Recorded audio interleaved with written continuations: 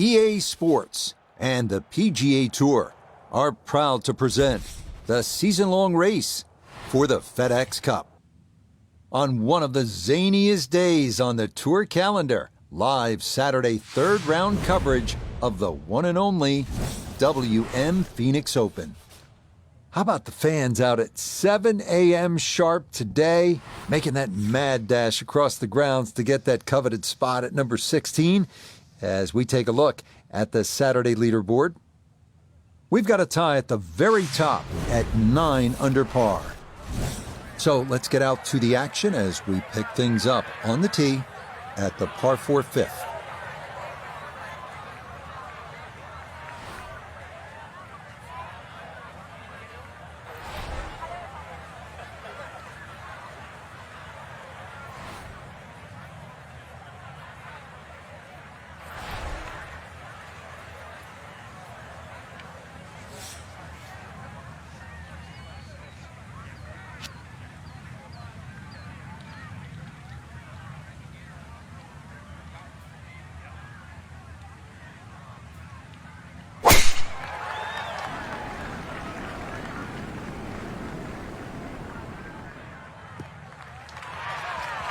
And that will do just fine.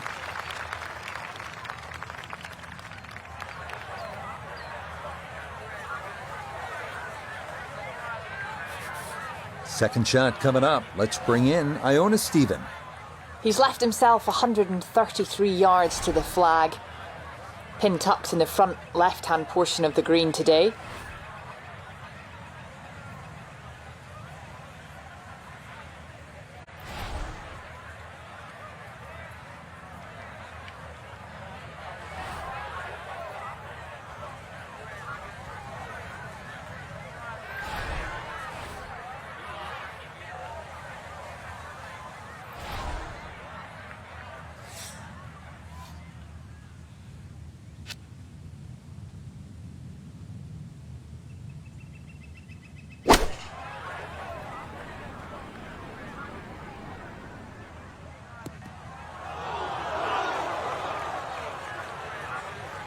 Ooh, and that is not a great place to be here at 5. That bunker is fairly deep. An awkward little bunker shot. Just splash it out, let the ball run towards the flag.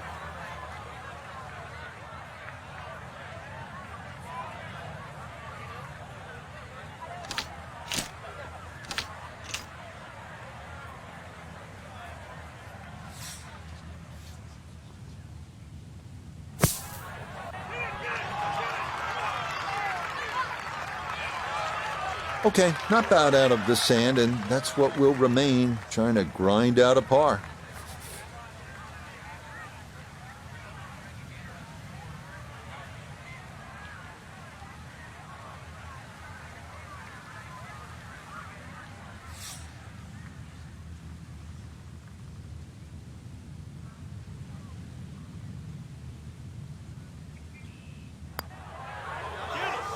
Yeah, that's a good putt. It is a par here at the 5th, and he'll remain at 4 under.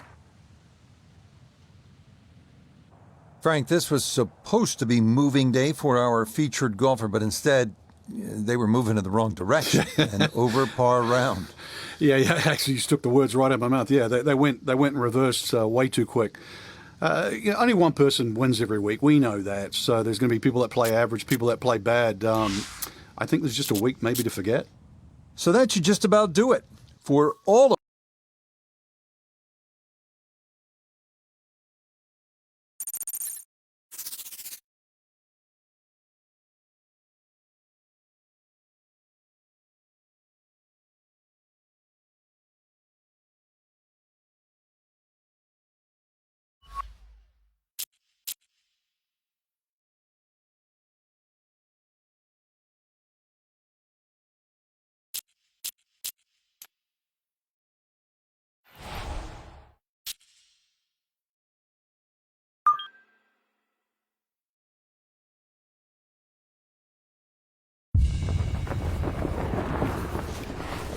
EA Sports and the PGA Tour so proud to present the season-long race for the FedEx Cup.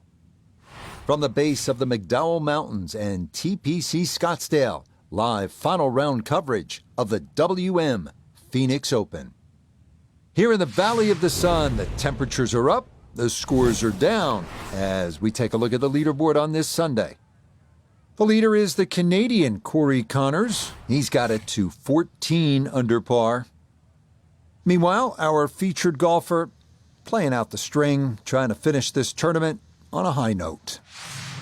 Time to get out to the action on the course as we pick things up on the tee at the par 4 14th.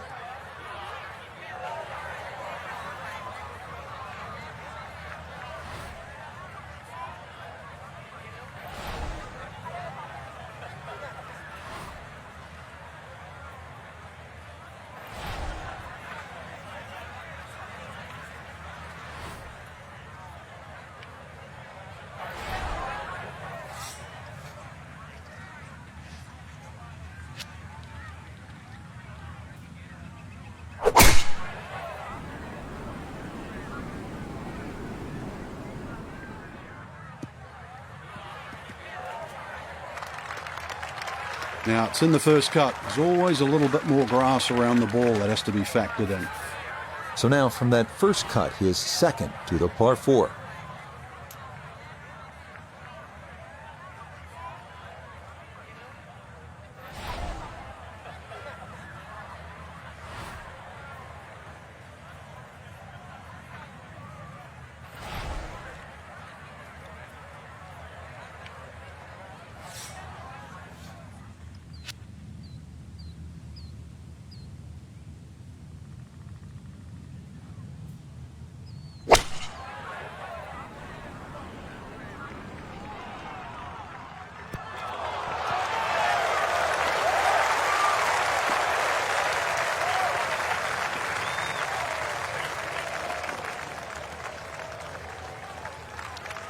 That's a good shot, and more importantly, too, a green in regulation, so birdie chance. Let's bring in Nota Begay III for a look at birdie. Really not a whole lot to this. He's going to get a little help from the slope. Other than that, just slightly to the right.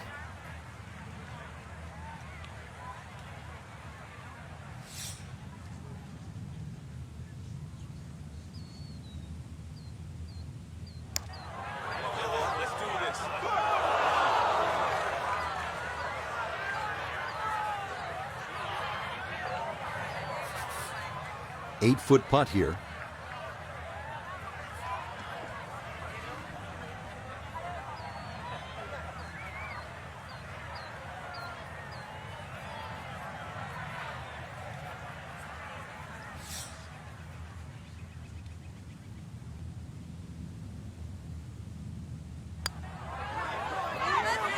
Okay, good putt. And a par here at 14. And he'll remain right where he is. Arriving now at the 553-yard 15th, another reachable par 5, water guarding the left side of the fairway. Players hit their second or third shots into an island green, and scores can range from 3 to 7 here, so the 15th is always exciting.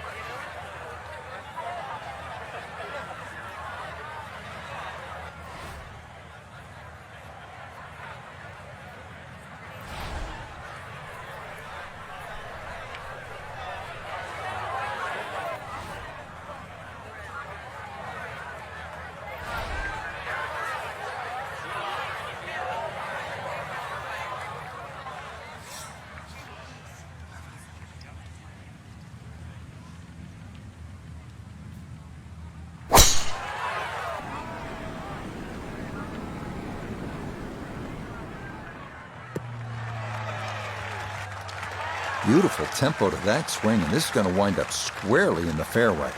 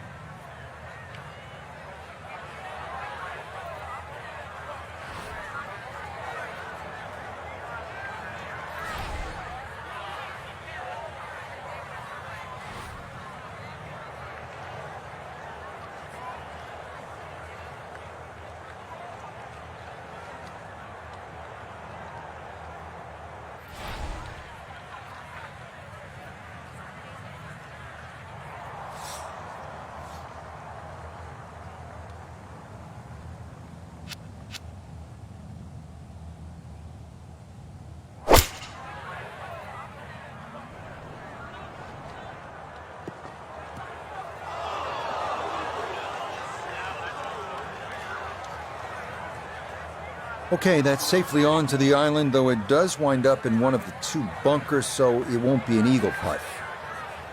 Digs into the bunker, getting set to play the third shot.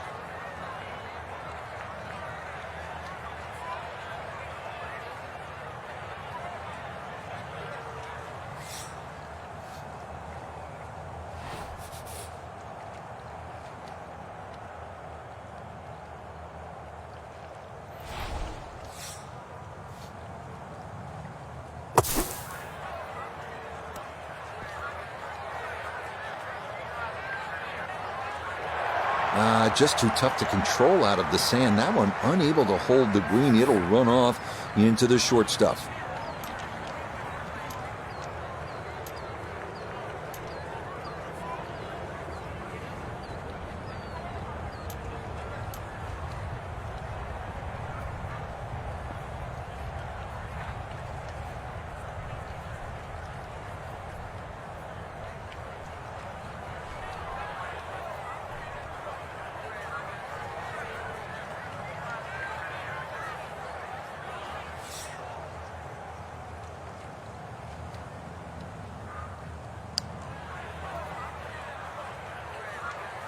Nope.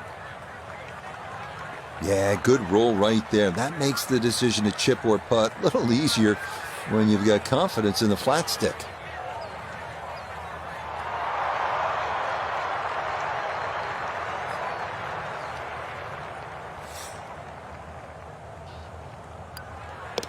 Okay, a solid par here at the 15th. And he'll stay right where he is.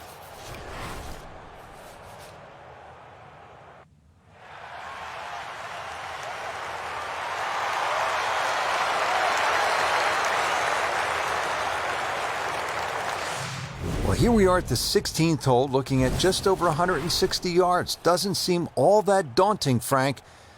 but 160 yards with 20,000 people, horned into a little stadium in the desert, that makes it a different story. It certainly is. This was one hole, too, where Tom Watson would send his caddy forward. He would stay back by 15. His caddy would get his yardage. Watson would simply walk on the tee. His caddy would give him the club. He would not go through his normal routine. He would simply just head away. It was one hole that he never wanted to think about. It might look simple, but it's what the player feels.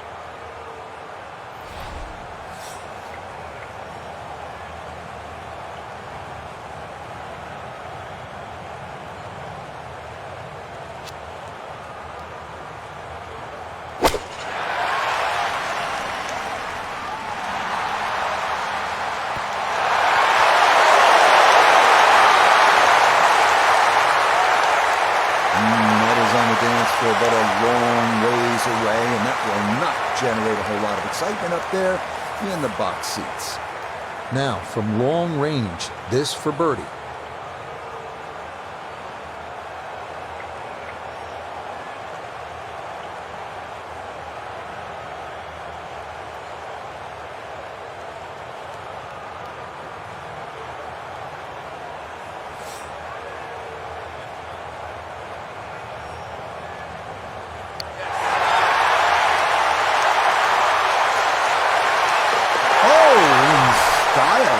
Up there at 16, it is down for a birdie. And he'll get it into red figures for the day at 1 under par, 5 under overall. Well, these short, drivable par 4s are all the rage in golf, but the designers here at TPC Scottsdale, Jay Morrish and Tom Weiskopf, were really ahead of the curve. This was one of the first, and it still remains one of the best short par 4s in the game, all about risk and reward.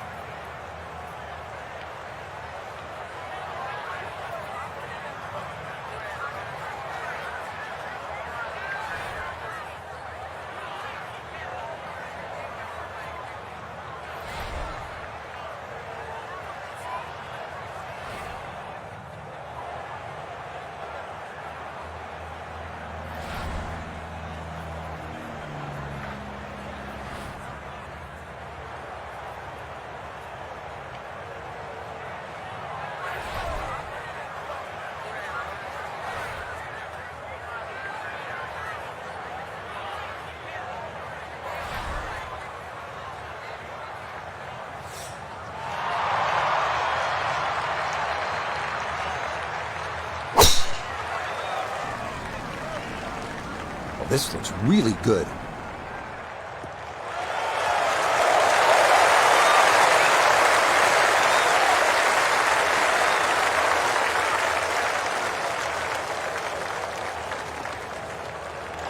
The adrenaline running now after the birdie in front of the assembled masses at 16. This tee shot on the green here at 17.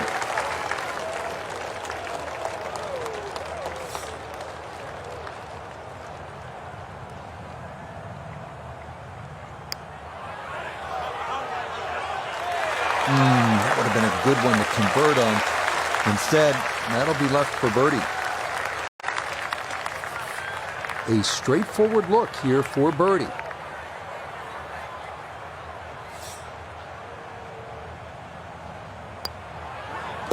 that's good putt. A birdie here at 1. And he moves to 2 under for his round, 6 under for the tournament. We finish our day here at TPC Scottsdale with a 442-yard par 4 18th. Strategy off the tee is key. Challenge the lake on the left and cut the corner of the Church Pew bunkers, or play it safely down the right side of the fairway.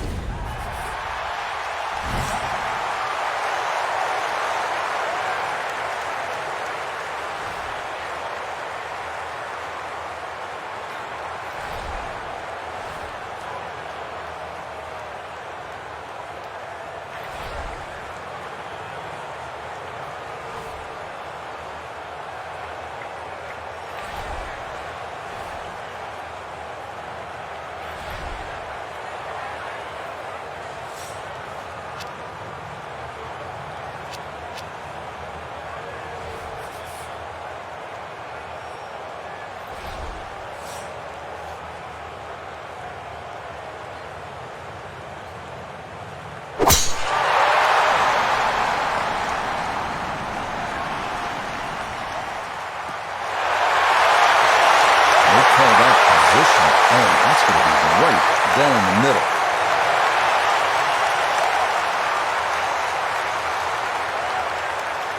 A nice round number here, an even 100 yards coming up for his second.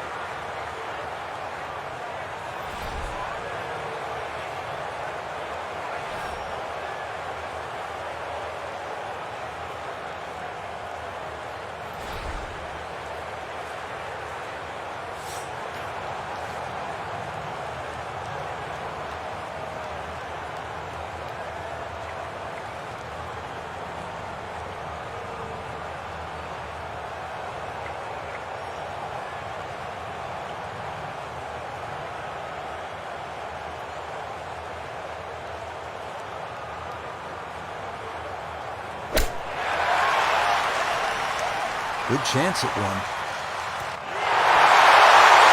And final iron shot of the day, and it is one of the best we've seen here at the closing hole.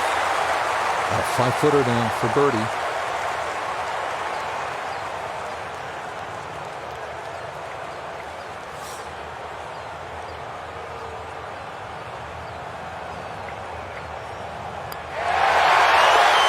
You betcha. Birdies at 16, 17, and 18 to wrap things up. And that will be a great final round score of 68. Well, that'll wrap it up for us today. We saw a lot of great golf, Frank. The course was good. It was gettable for some, but, in the end, it really gave you what you deserved, just the way we want it. And that'll do it for our entire team. I'm Rich Lerner. Until next time.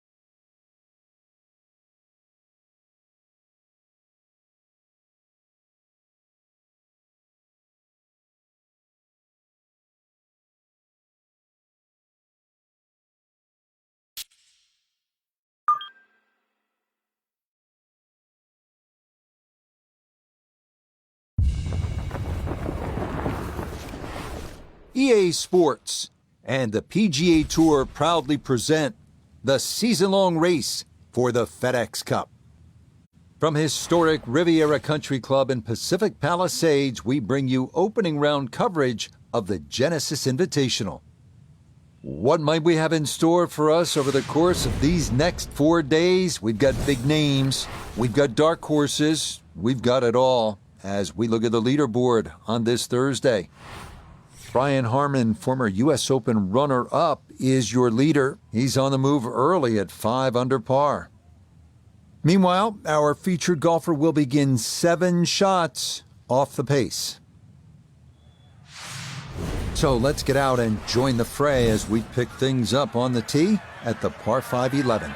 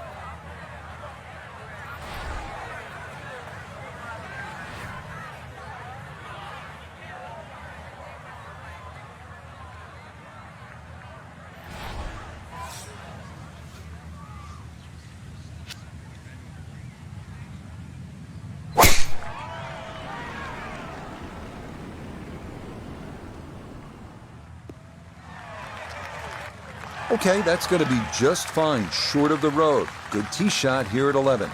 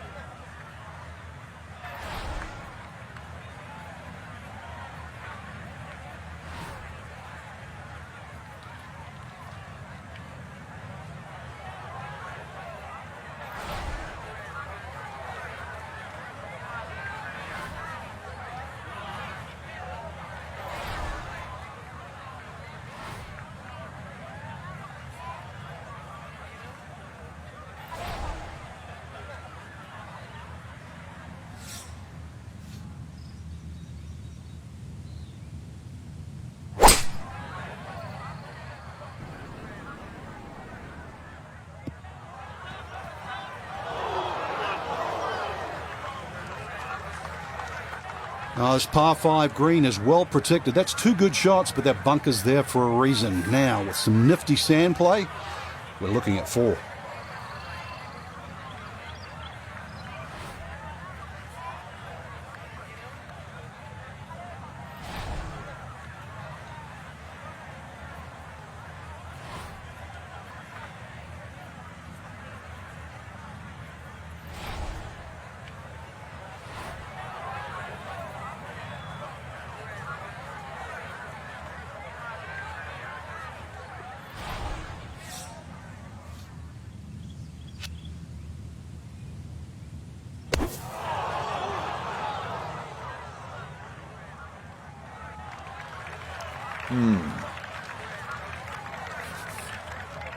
Looking to splash this softly onto the green.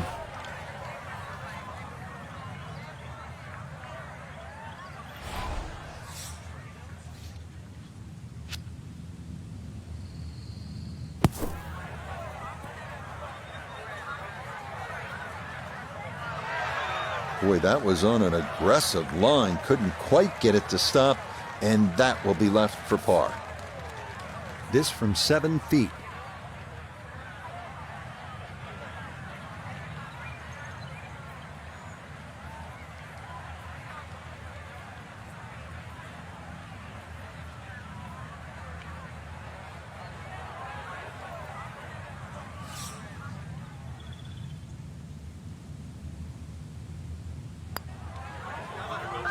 Okay, well done. It is a par here at 11, and he'll remain at 2 over par.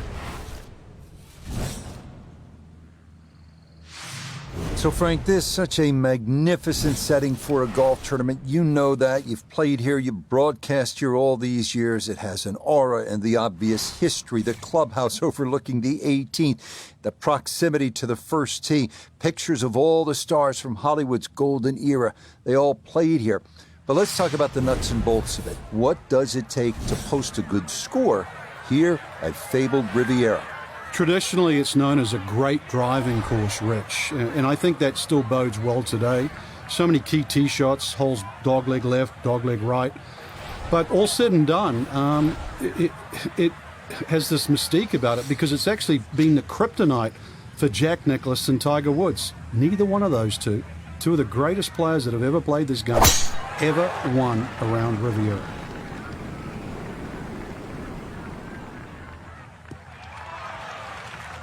Well, you can't walk out and drop it any better than that. That is a fine tee shot right there.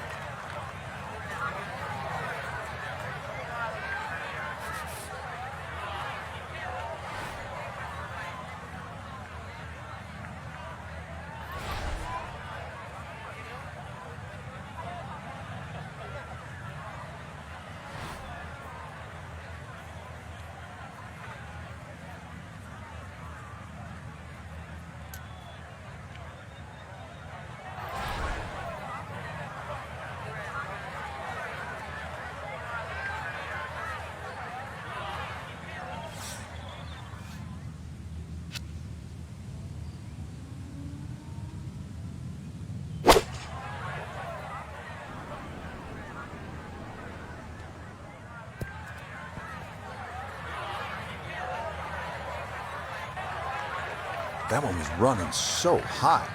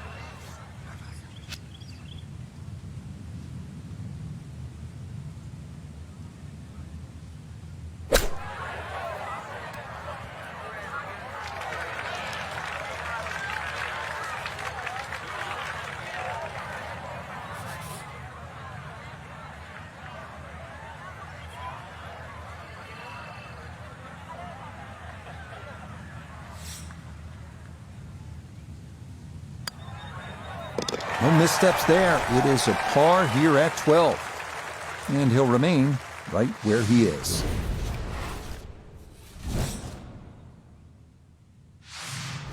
Next, it's on to the 13th at 459 yards, where the 12th bent left to right. Number 13 goes the other way, trying to make you utilize all the shots in your arsenal. That's the mark of a really good design. This one again featuring a narrow landing zone leading up to a smallish, heart-shaped green.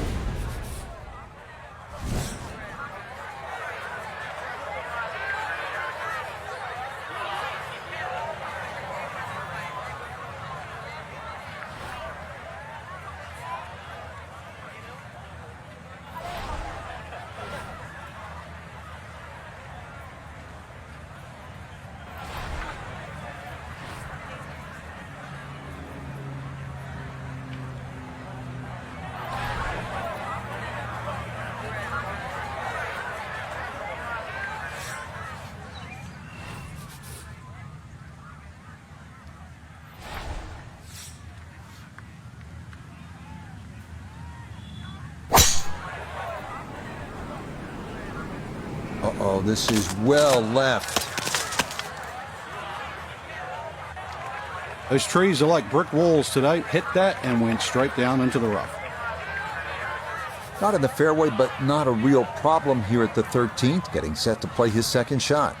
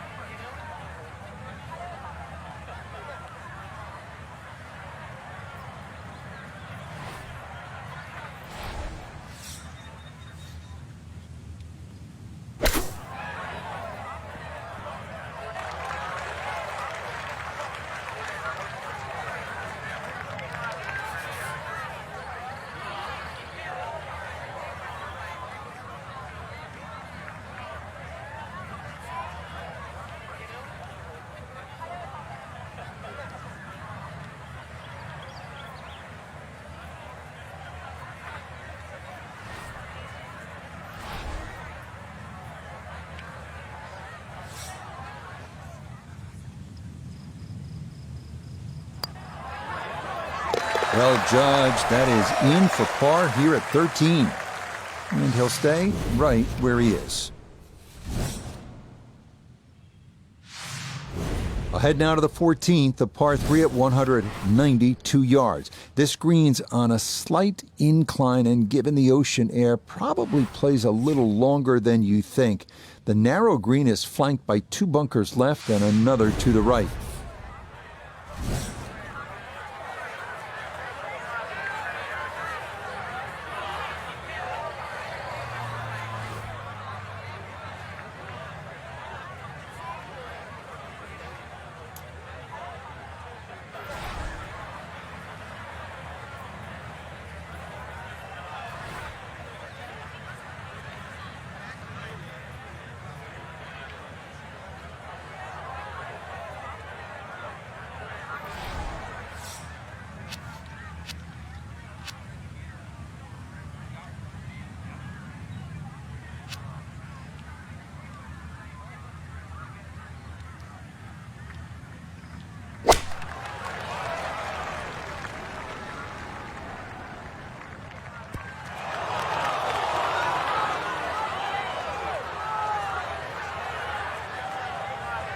That was obviously well struck, but it came in a little too hot, and that one's going to run out and leave him a much longer birdie putt than he would have hoped for.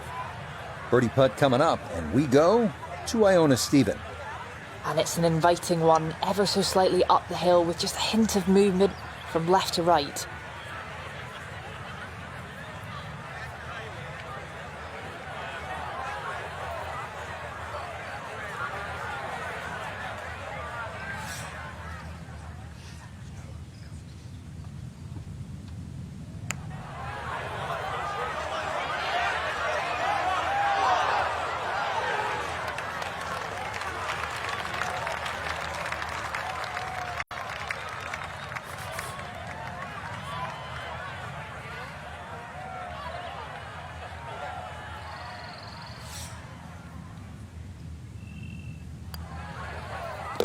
Nicely done as he rolls that in for his par, and he'll remain right where he is.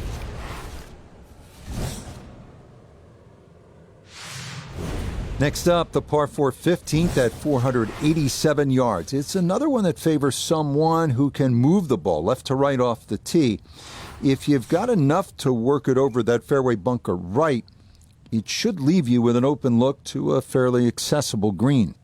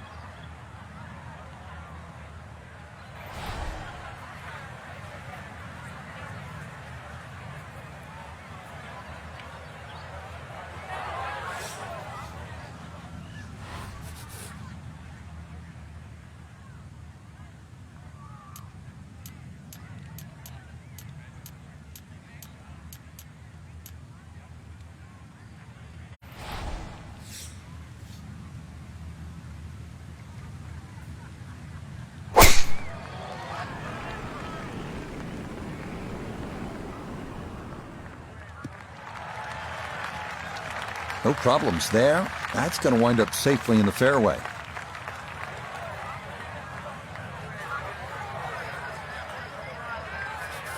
Now a second from 173.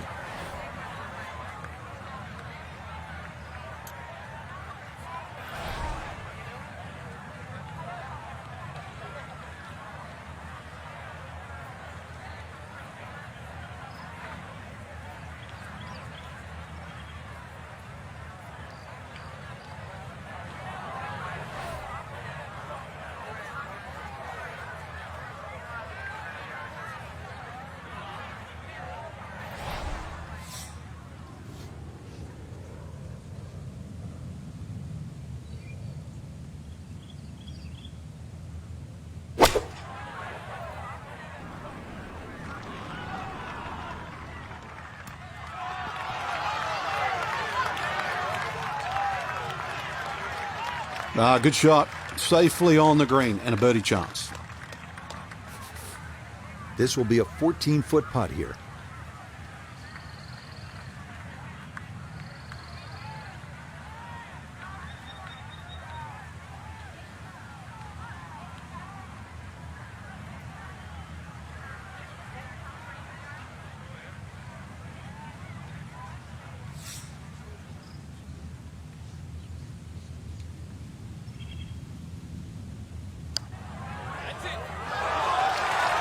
Needs to slow a bit. Okay, that's still going to be a good 4 feet, though, coming back.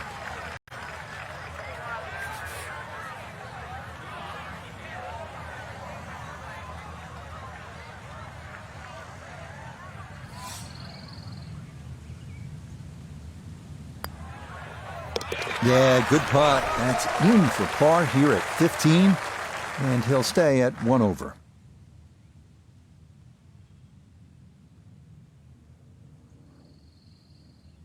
So our featured golfer well back after round 1, and now likely in a fight just to play the weekend. I think they're in a different zip code today, Rich. It was like watching two different players, really. The ones at the top of the leaderboard and, our cherished featured player. Not that good today.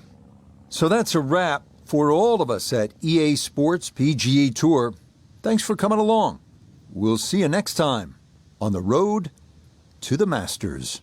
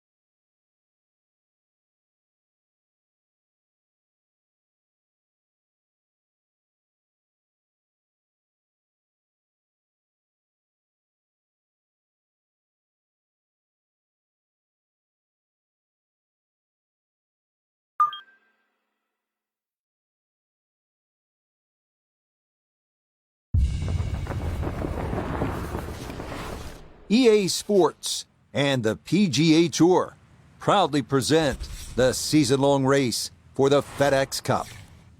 From fabled Riviera Country Club just west of Los Angeles, it's live second-round coverage of the Genesis Invitational. But if we see more of what we witnessed yesterday, we're in for a heck of a battle these next 3 days as we show you the current leaderboard here on this Friday. Brian Harman, the lefty, is your leader. He shows the way at 7 under. As for our featured golfer, that current score is right on the number right now in terms of making the cut and playing the weekend. Let's pick up the action here as we begin at the long par 5 first.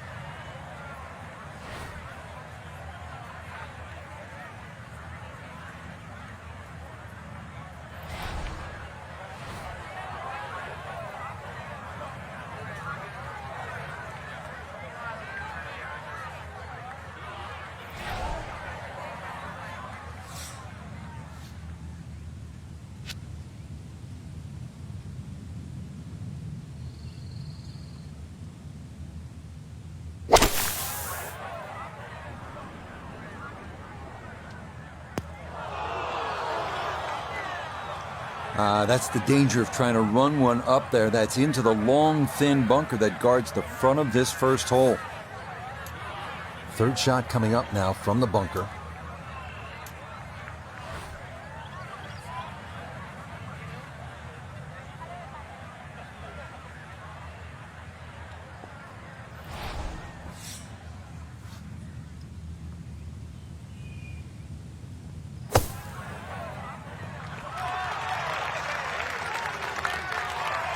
Okay, a good out, and that's what will remain for birdie.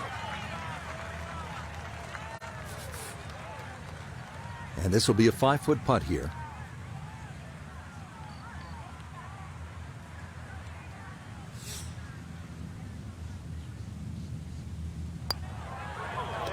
Yeah, that's a good putt. It's a birdie here at 1. And he's got it back to even par. Next up, the number 1 handicap hole at Riviera, the 471-yard par 4 second, playing into the prevailing ocean breeze, making it play that much longer. Par is a very good score here.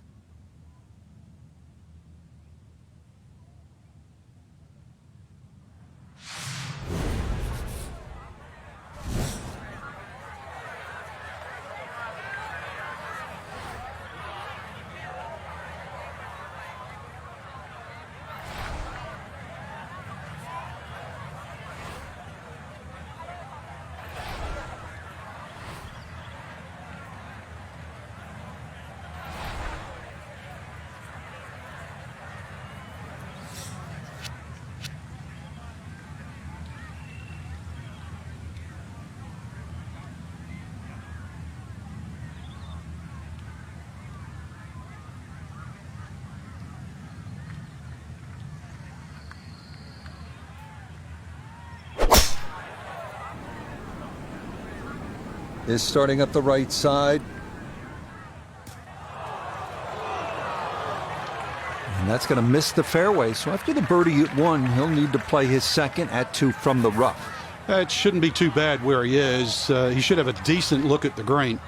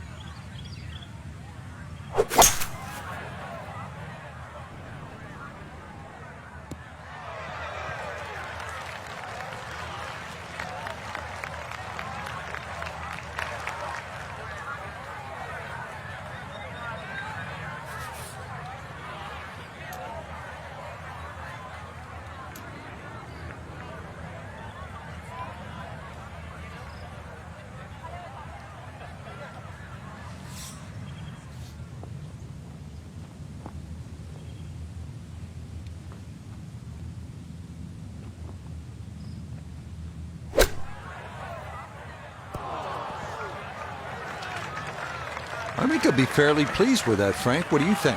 I certainly do. It was so good.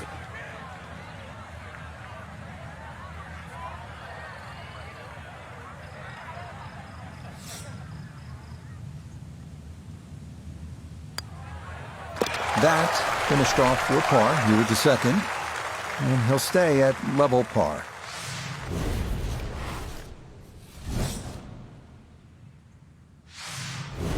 Moving now to the 434-yard par 4 third at Riviera. Best way to attack here is to carry that fairway bunker on the left to set up a good angle on your approach.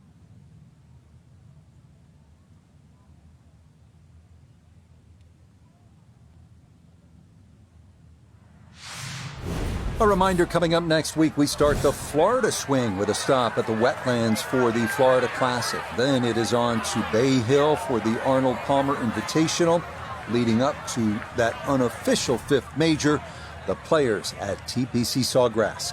And a welcome back to Bermuda grass, Rich. It's a totally different animal.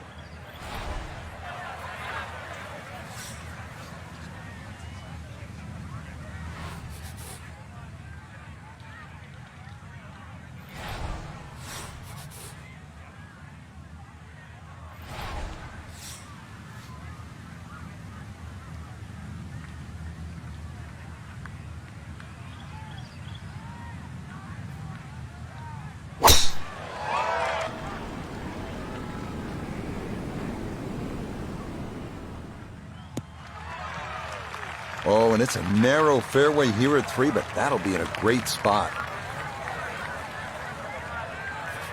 Down on the course, let's check in with Nota Begay III. 152 yards left for him. Pin is in the back right corner of this green.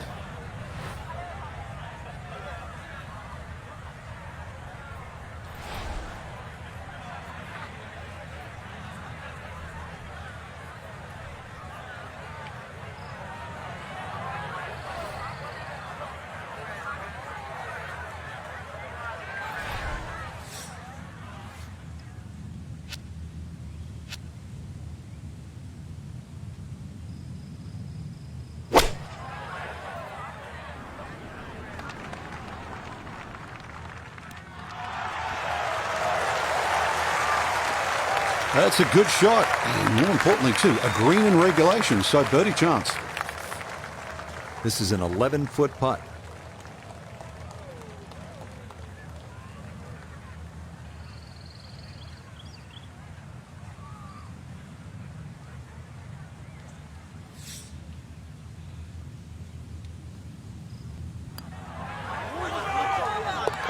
That is well judged. Straight into the cup. It's a birdie here at number 3. And he's into red figures now at 1 under par. Well, this is just a great par 3. 236 yards, the 4th hole. And as they like to say on tour, you can't fake this one. This will take your best shot, and you'd be happy with a 3 here.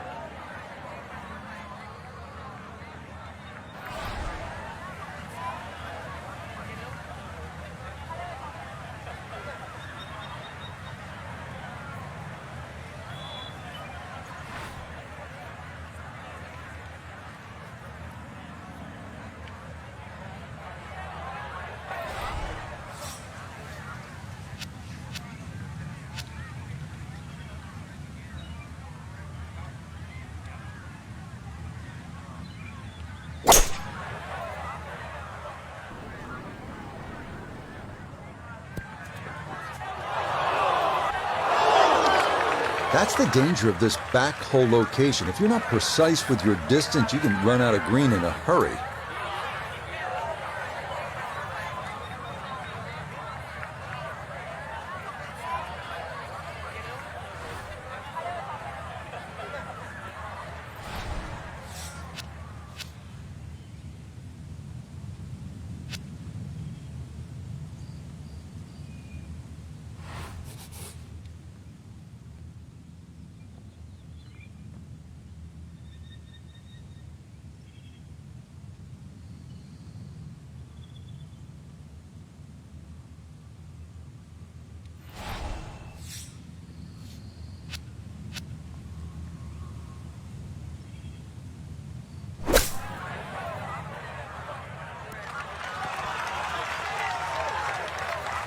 Everybody goes to the range and they all want to hit 300-yard short shots. But those little chip shots are just as important.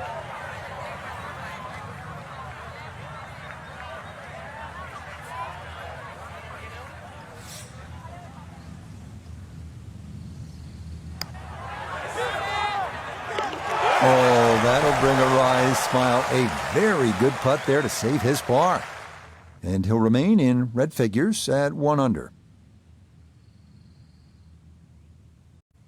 So for our featured golfer, Frank, it is on to the weekend. Who knows, if you get out early on Saturday, try and post a number, see what happens. Exactly. There's such a fine line, Rich, between playing well and sort of not struggling, but just mediocre. Putt goes in here or there. That could easily change tomorrow. Make a couple of birdies early, pop a long one in, and all of a sudden you're off and running. So that'll do it for my partner here in the tower, Frank Nobilo. For Nota Begay, Iona Stephen, and all our crew, Rich Lerner saying, we'll see you next time on EA Sports PGA Tour.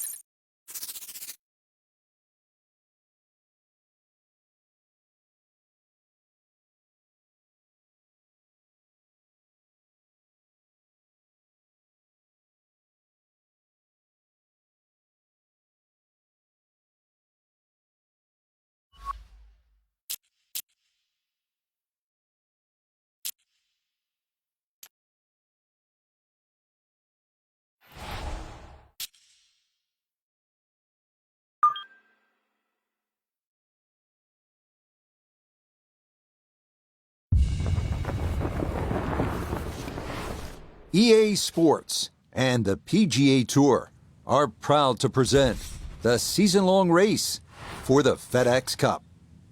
From one of the all-timers in the world of golf, Riviera Country Club in Southern California, it's third-round coverage of the Genesis Invitational.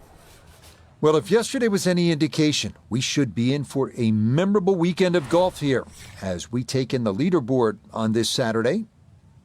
Robbie Shelton is your leader. He currently sits at 12 under par. As for our featured golfer, their place is secured for the weekend, but it's going to take something special to get back into contention. So let's get you out to the action on the turn as we head to the tee at the par 4 10th.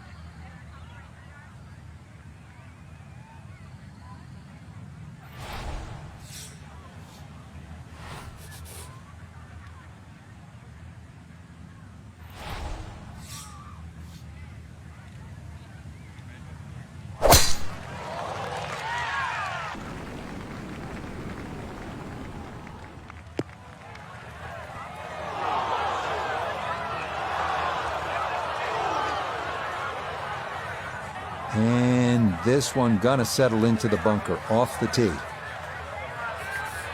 After a big drive, he'll dig in for a second out of the sand.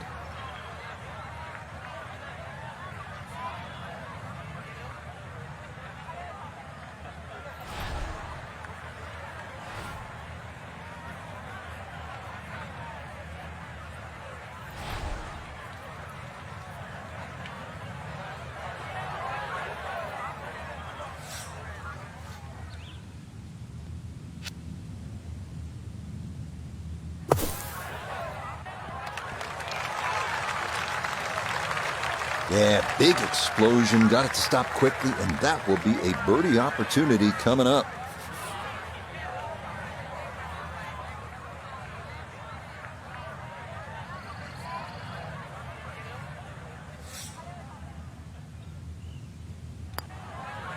Well done there. It's a birdie to kick off the back nine. And he's going to get this to 3 under par. Arriving now at the second par 5 of the course, the 583-yard 11th. Eucalyptus trees lining both sides of the fairway, and a grass barranca about 200 yards from the green has to be navigated on your second shot.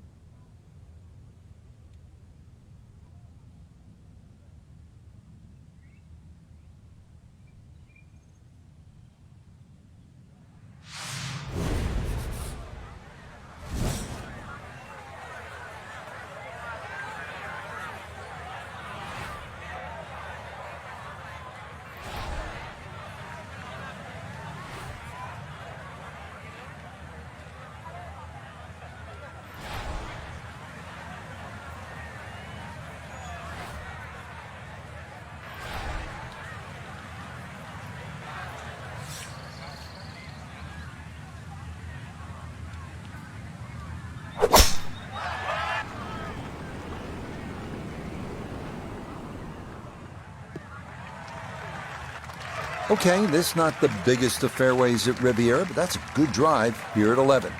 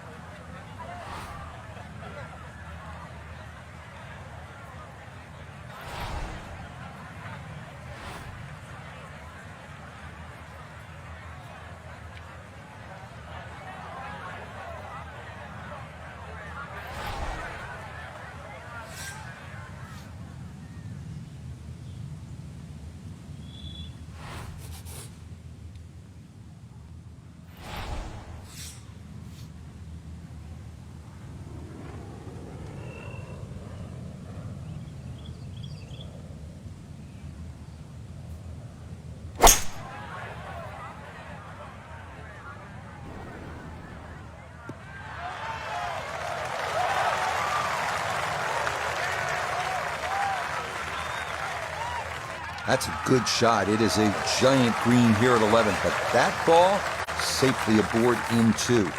Doesn't look like a lot of movement to this one. It's for eagle.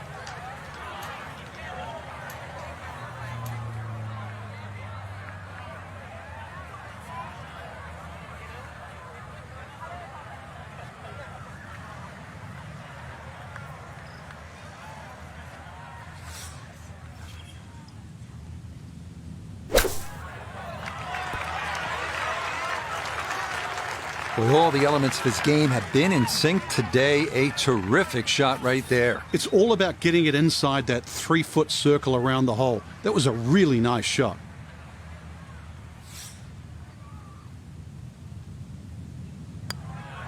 So that brushed in for par here at 11, and he'll stay at -3.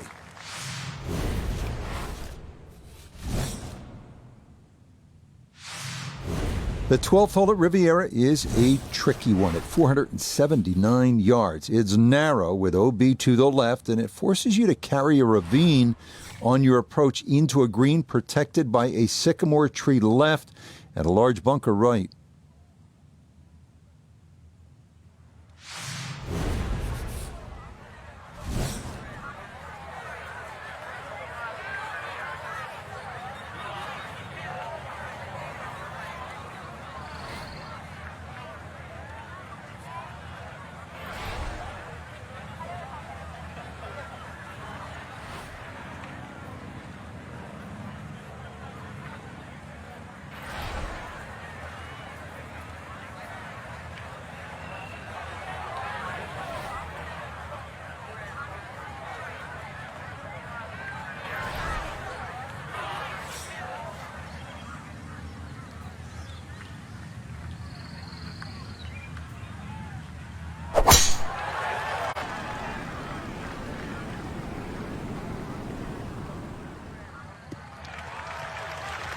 No issues here. That is into the fairway.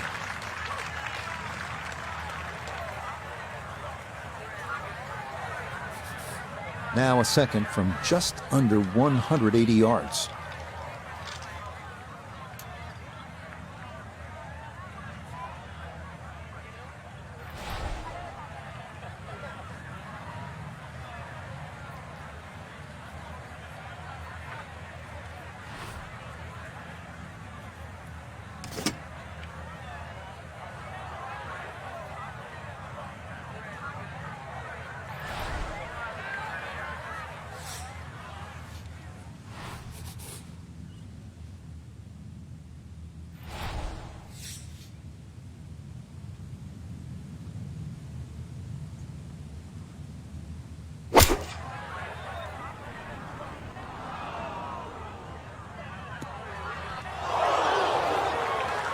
Well, had a good look at the green, but couldn't cash it in. In the rough now, wondering what might have been.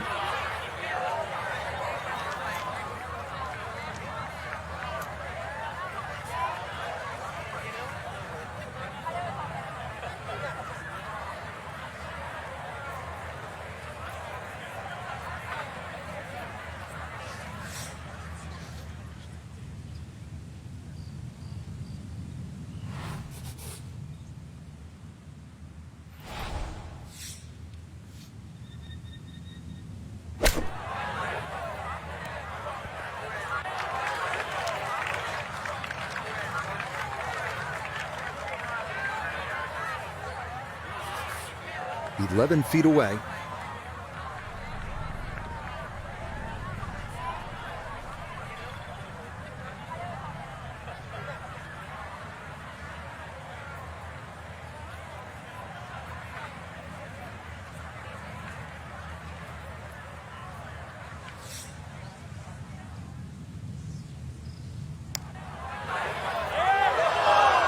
That's a bit offline.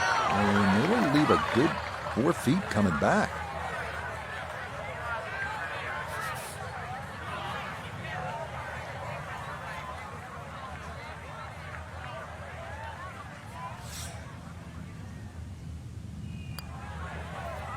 Okay, no further damage. It's a bogey 5, and that's going to drop him to 2 under.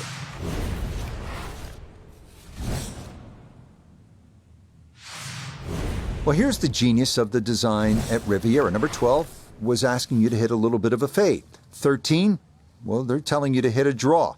That's a good golf course. When you have to work the ball both ways, this is a really tough driving hole.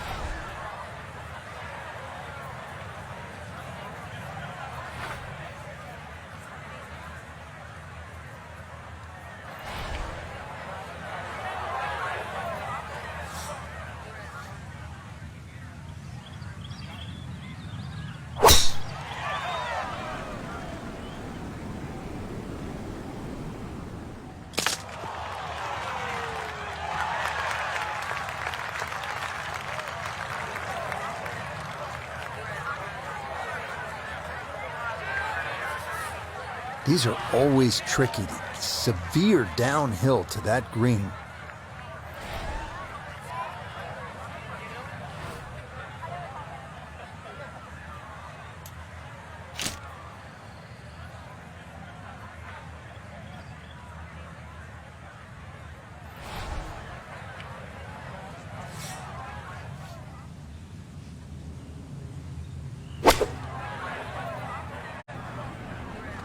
This is looking really good.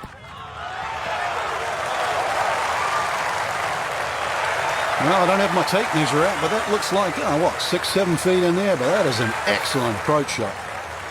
This now 7 feet for his birdie.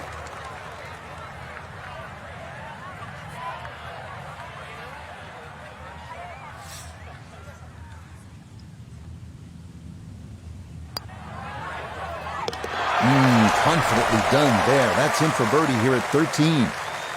And he will definitely not say no to that. Onward now to the 14th, a par 3 at 192 yards. Flanked by bunkers, this green is wider than it is deep, making it important to get one up in the air and stop it quickly.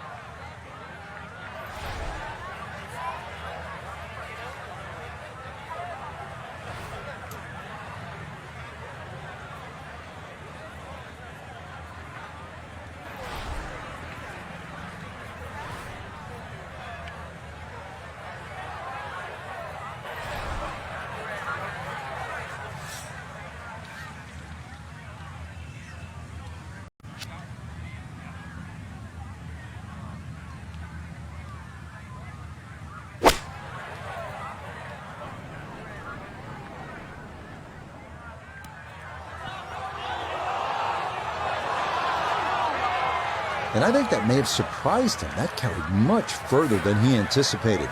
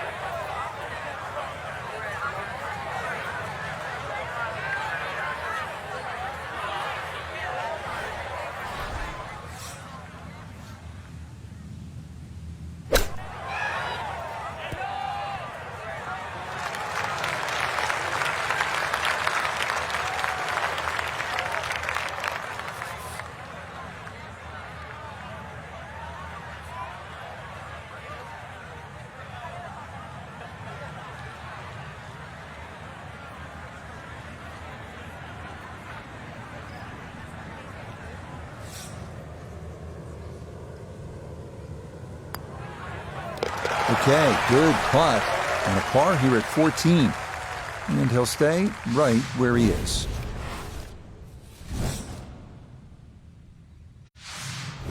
The 15th hole here at Riviera at 487 yards of par 4.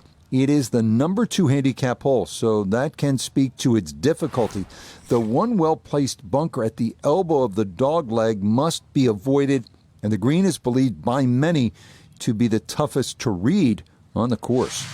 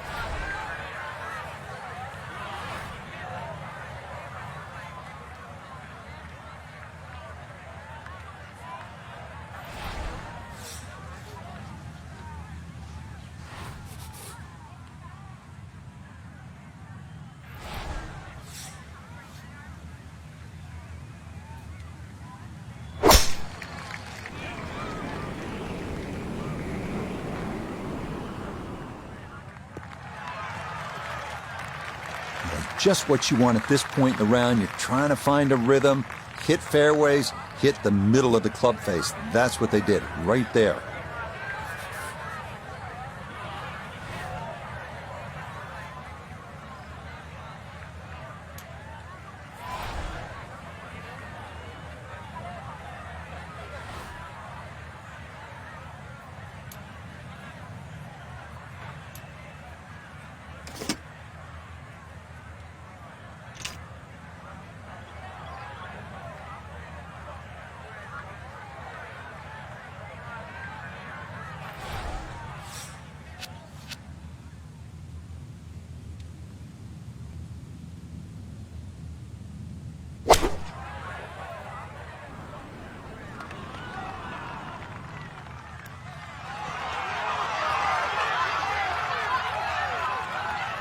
Oh, just the strike, the sound of it. And the ball does the rest. Great shot. 4 feet now for birdie.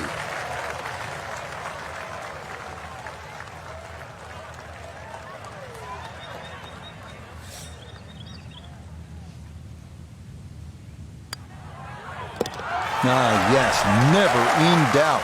It's a birdie here at 15. Will certainly help the cause.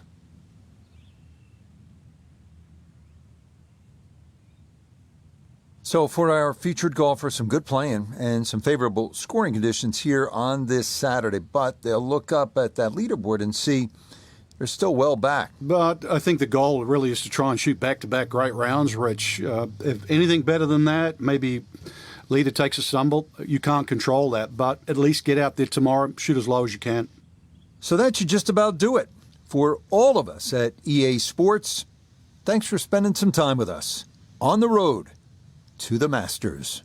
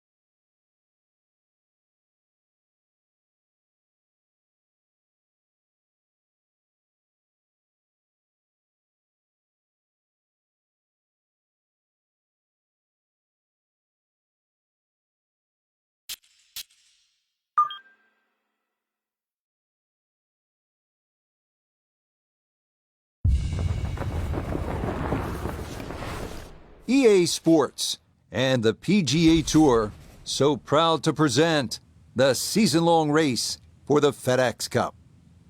From the LA suburb of Pacific Palisades and Riviera Country Club, it's final round coverage of the Genesis Invitational.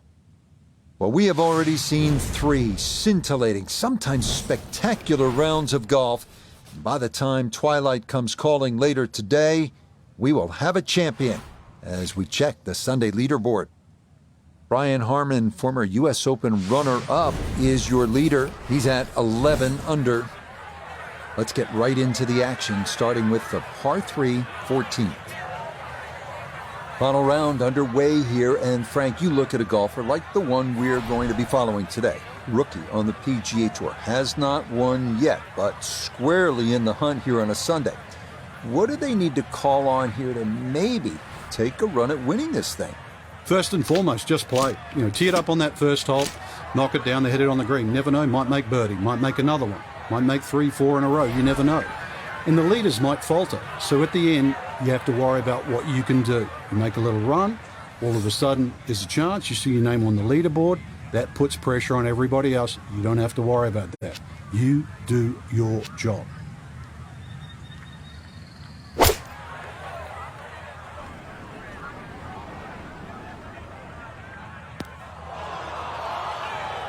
Nope, that's into one of the 2 bunkers left of this 14th green. Now from the bunker. Just a little splash out on this par 3.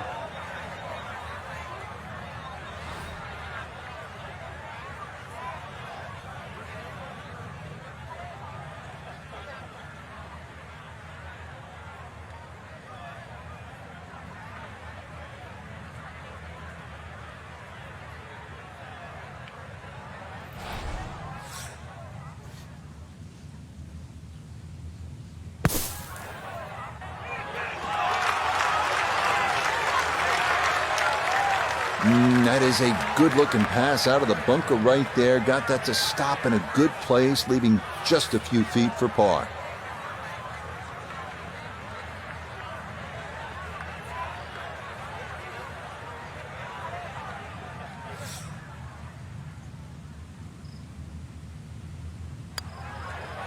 No issues there. It is a par here at 14. And he'll remain at 6 under par.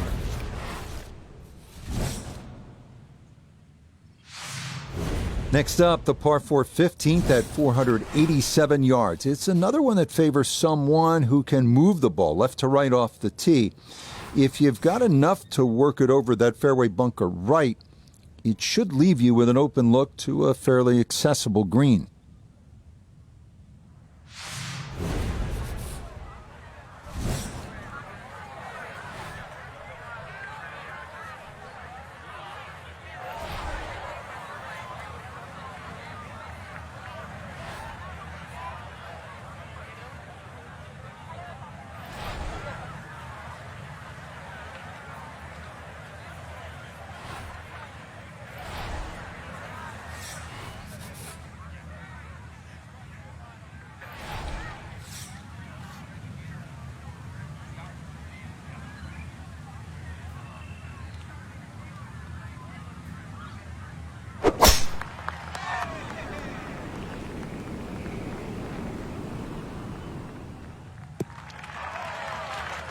Yeah, nothing to fault there. Good balance, good follow through, and a good start to this hole.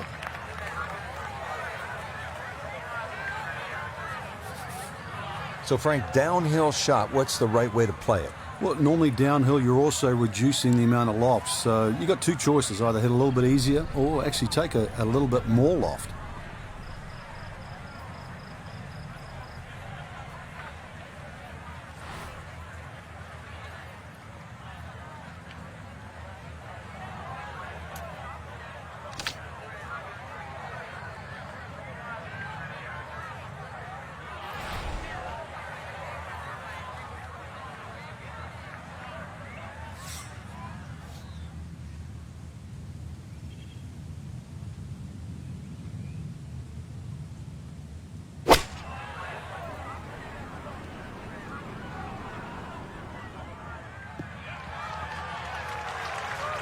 That is always so disappointing from that kind of a spot when you come up short. Yeah, you're licking your chops over that one. A shot you think you could hit directly at the flag. Now, test for the short game.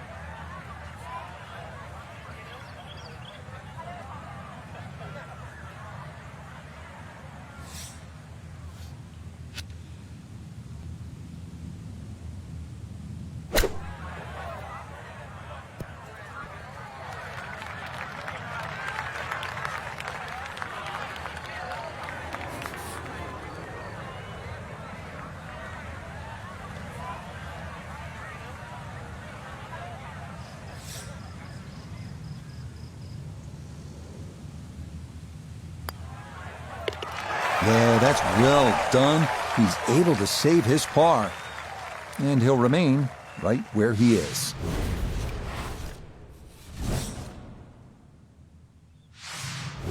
The 16th hole at Riviera, the final par 3 of the round. It's a tough one at 166 yards. Hit it anywhere on the putting surface, you'll likely be just fine. Miss, and you're almost certain to be in one of the 4 bunkers framing the entirety of the green.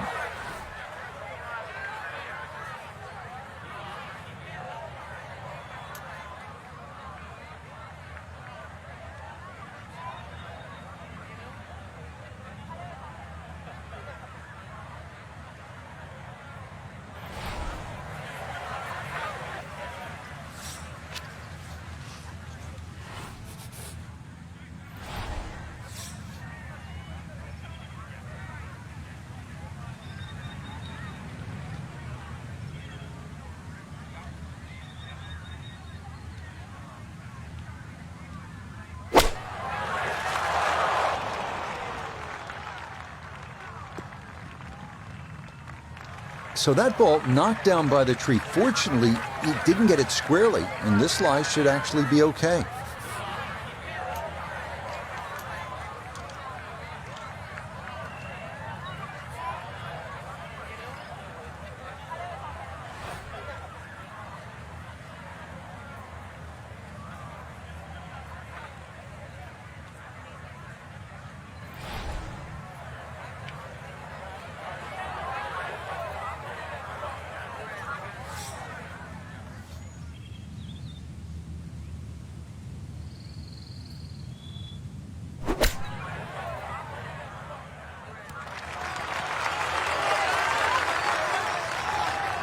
Certainly seen some short game skills today, and that's more evidence here, really keeping this round together as we get closer to the clubhouse.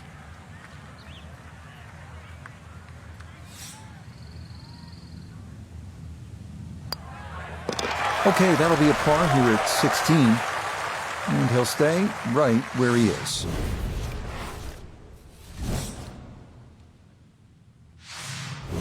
We make our final turn back up toward the clubhouse as we come to the 590-yard par 5 17th. Getting on here in 2 is no sure thing, especially given all the bunkers that pop up along the way.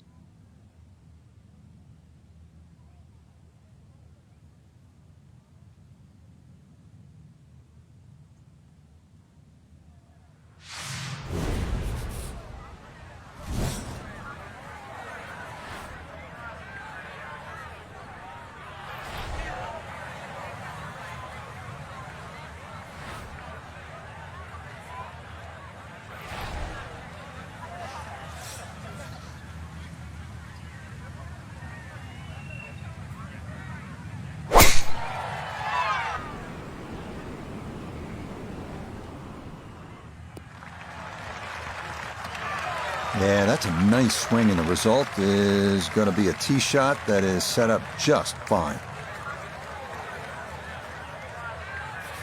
Going to take a big poke to get there, but a chance with his second to the par 5.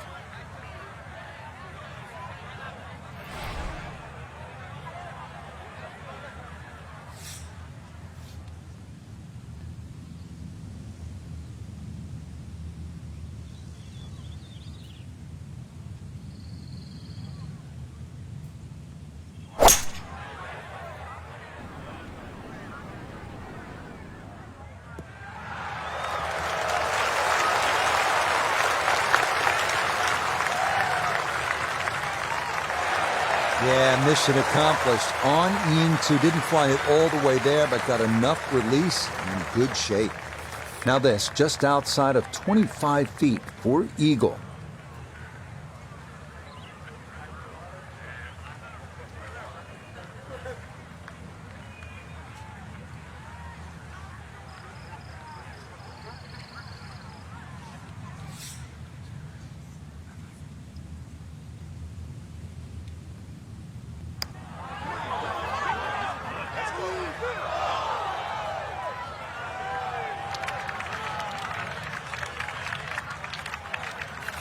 This one moving left here for birdie.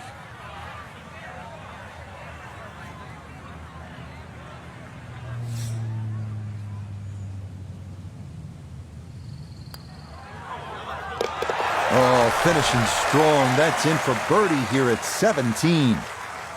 And that'll move him to 7 under par. Here's a tough one to finish out our day at Riviera, the famous 475-yard par 4 18. This one cut right up against the side of the hill on the left. You'll need to keep something in the fairway here to have a good approach into that renowned 18th green.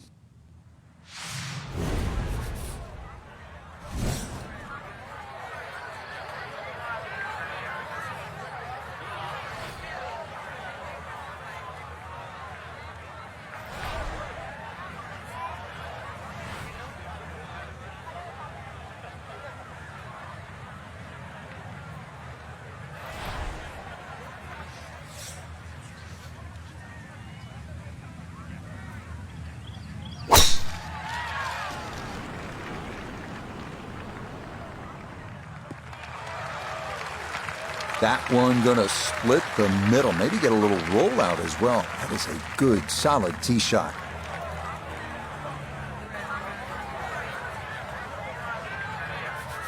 "170 yards the distance needed here as he'll ready his second."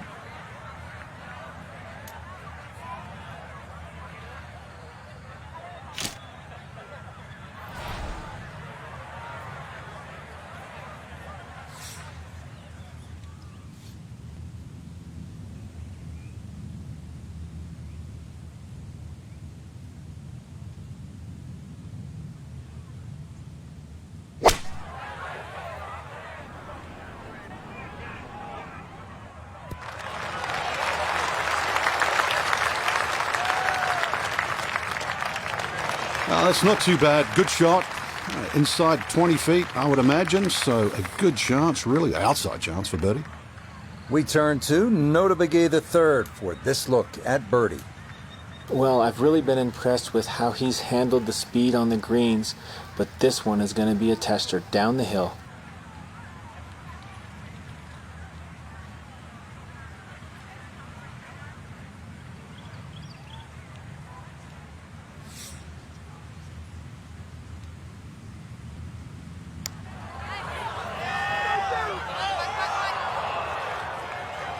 Yeah, completely forgot to hit it.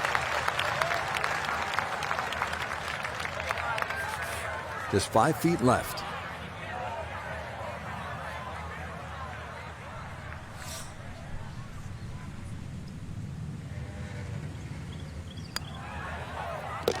Okay, a good putt, able to save par here at 18. And this will be a strong final round score of 67.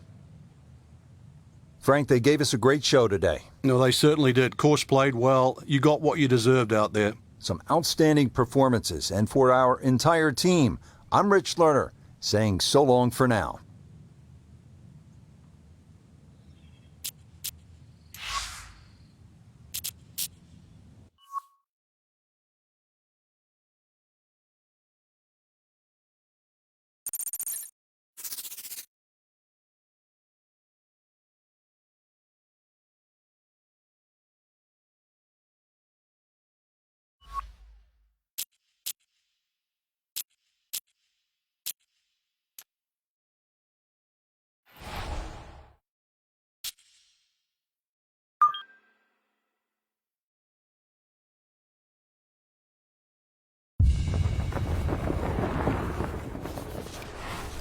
EA Sports and the PGA Tour proudly present the season-long race for the FedEx Cup.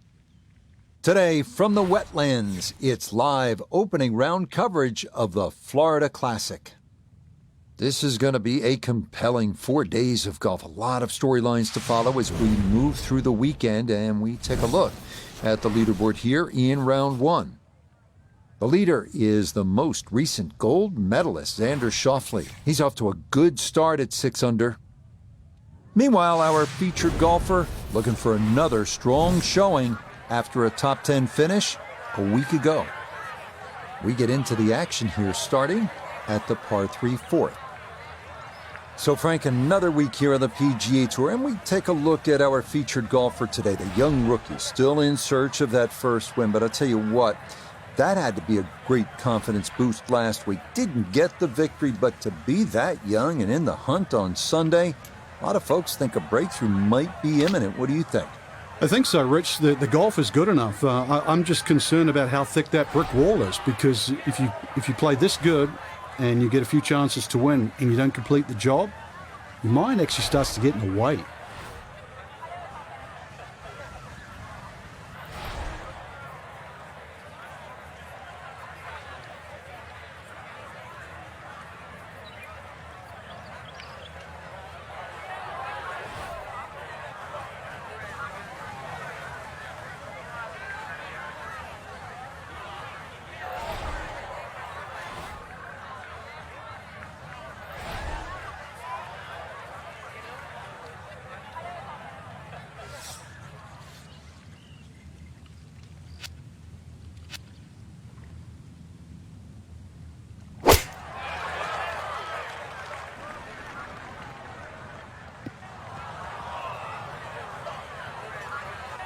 And that one not on the green, but not in a terrible spot either, sitting up in the short grass.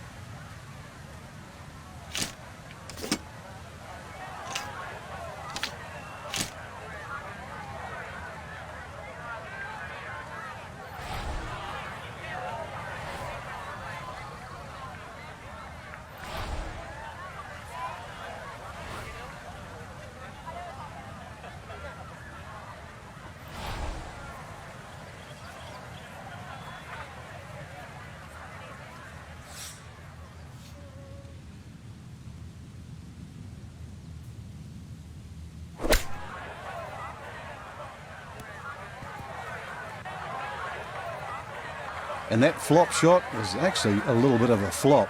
Comes up way short. A good 20-footer here.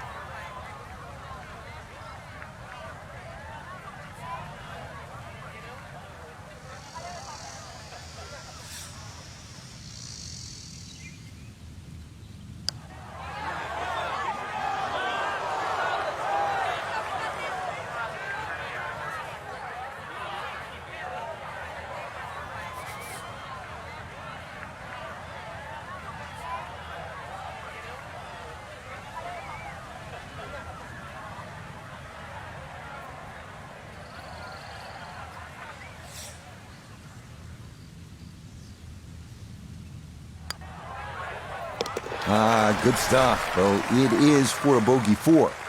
And he'll drop back to 1 over par.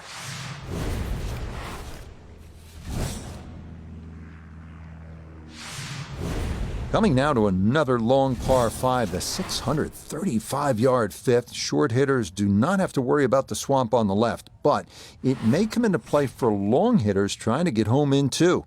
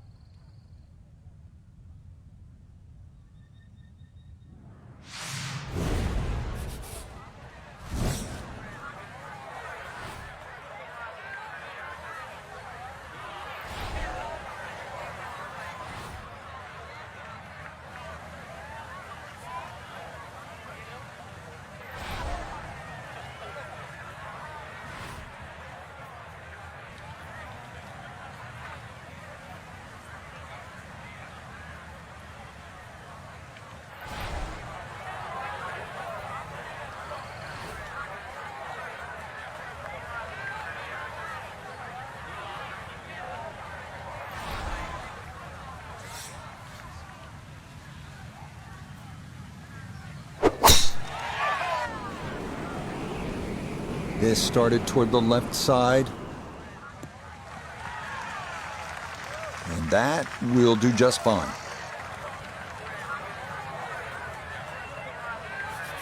Still well over 300 yards to the flag, so getting this to a good number, the key here for his second.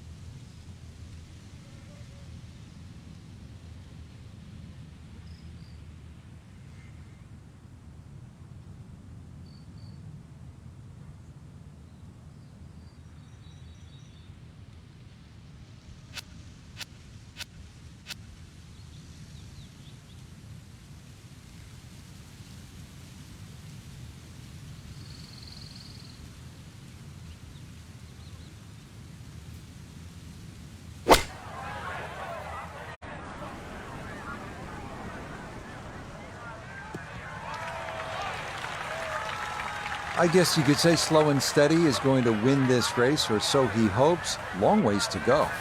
I'd also add the word short, Rich. Slow, steady, and short. This is a long par 5 now.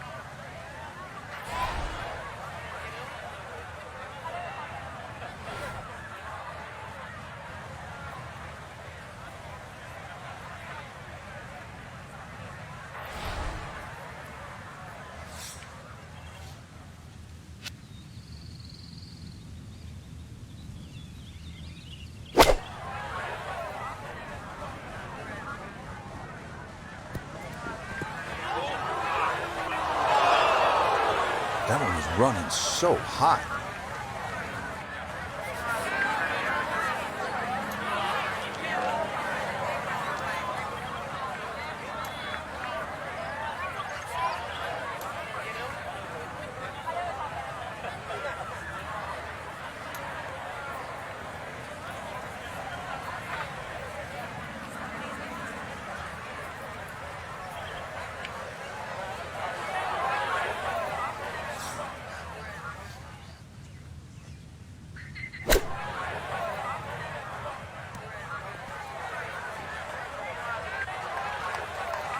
Good chance to save par after that beautiful flop shot. Looked in trouble there at one stage.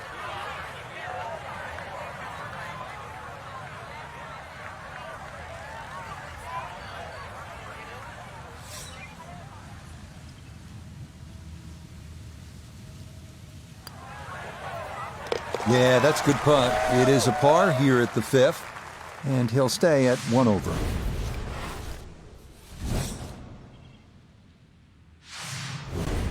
On to the par 4 6th here at the Wetlands. And Frank, how does that water factor into the way you play this hole? It bisects this fairway beautifully, Rich. 233 yards to the run out on the first section of fairway, and that might be worth considering for the short hitters to try and flash it across the narrowest part of those wetlands. 276 yards, and of course the more horsepower you got, actually the easier this tee shot becomes.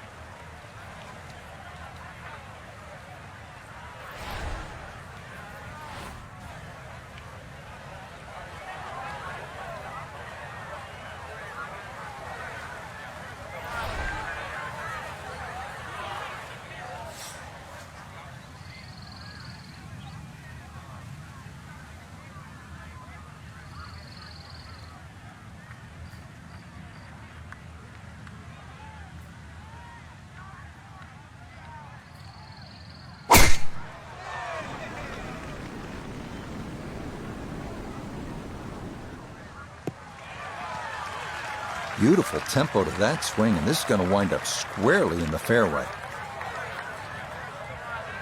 Second shot coming up. Let's check in for the first time with Notah Begay III.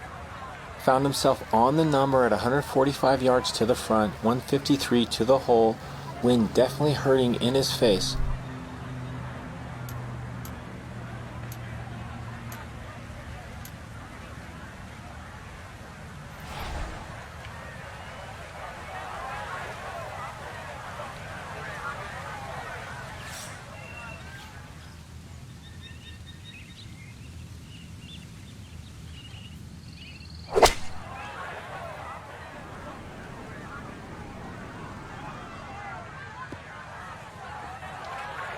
That's a disappointment right there, Frank. Yeah, green light special, really. Come up considerably short.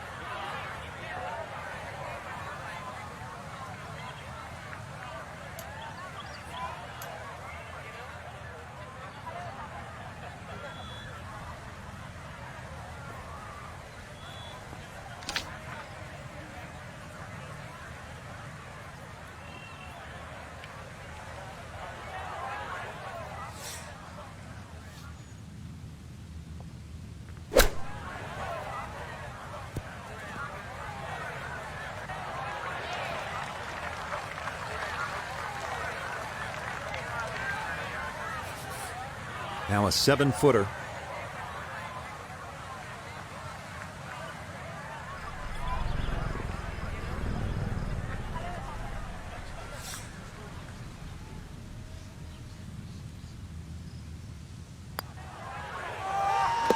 Nicely read there.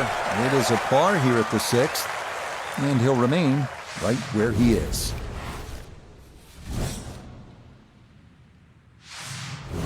Here at the par 5 7th at the Wetlands Golf and Country Club, 592 yards. Frank, now we get a crack at another par 5. The 7th is 592 yards. And certainly reachable, especially with a tee shot that follows the shape of this fairway, which is slightly to the left. Good tee shot, you can get home. And those bunkers, if anything, are nicely placed on that left side of the green, actually to protect a shot that goes too far or too left.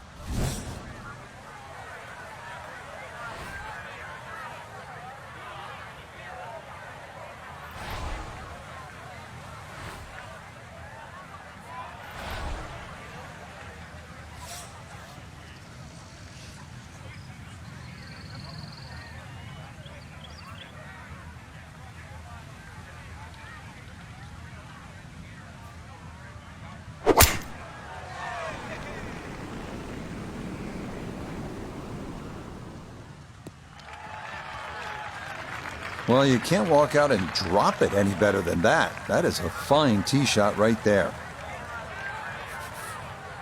Still better than 3 bills away as he puts forth his second to the par 5.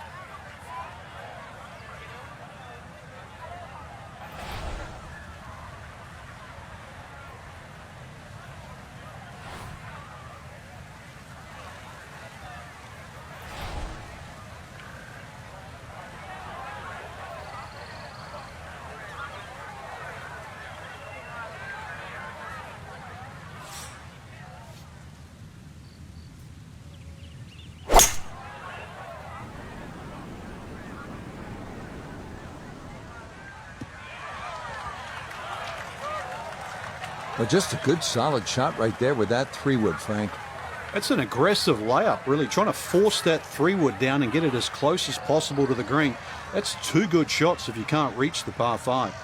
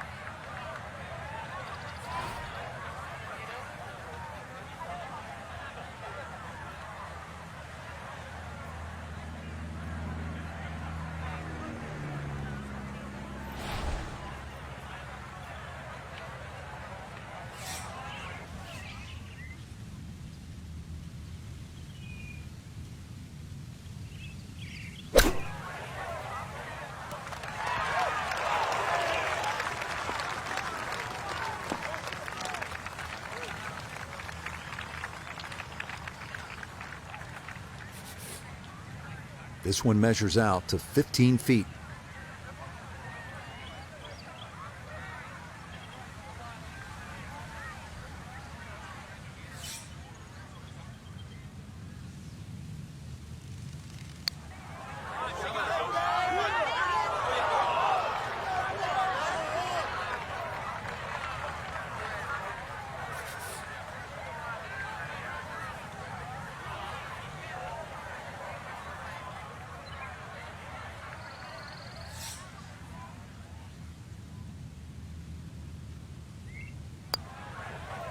Yep, well done. That's in for par here at 7. And he'll stay right where he is.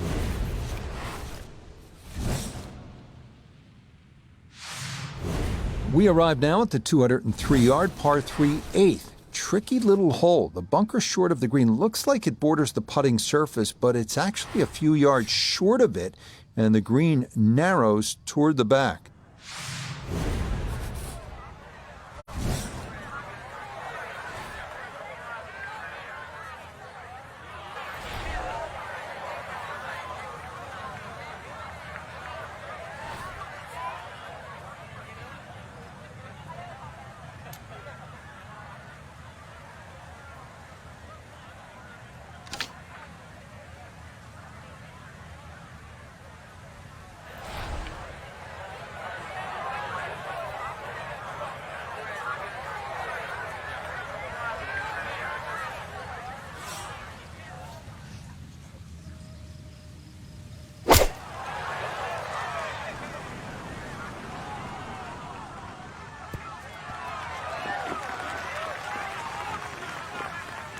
Okay, not taking any chances there. A good, safe play in the middle portion of the green.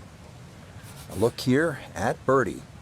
And this is one you'd expect to make more often than not. Not too much undulation, maybe just a slight move to the right.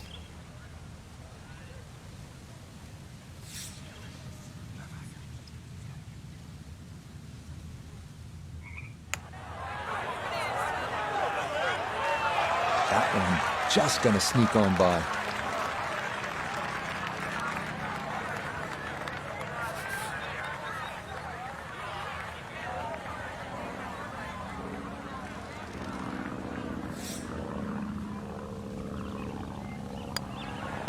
Okay, that in for par here at the 8th. And he'll remain right where he is.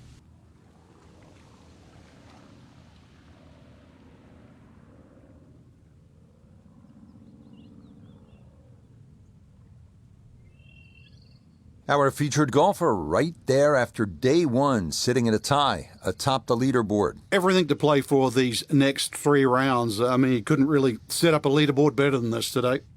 So that's it for us. For Frank, Noda, Iona, and our entire crew, Rich Lerner saying, thanks for joining us.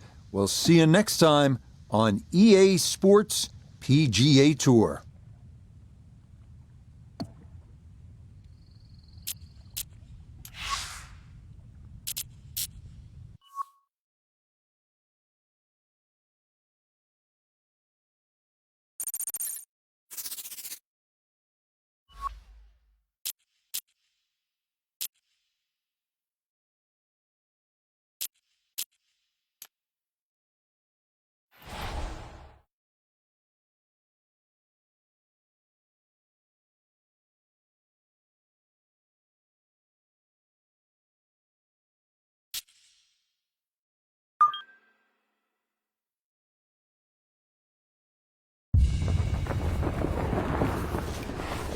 EA Sports and the PGA Tour proudly present the season-long race for the FedEx Cup.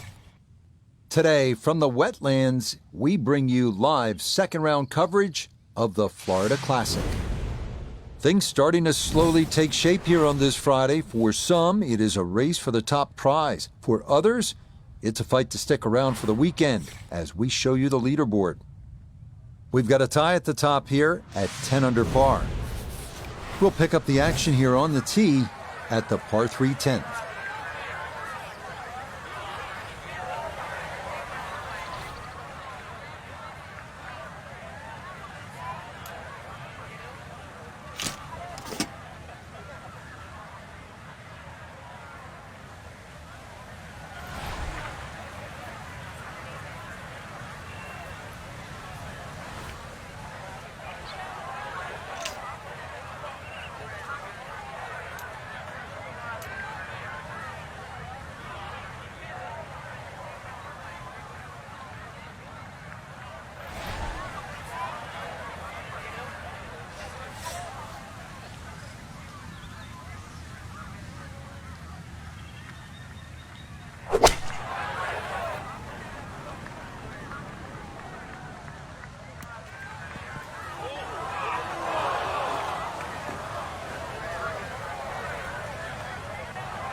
And that one not on the green, but not in a terrible spot either.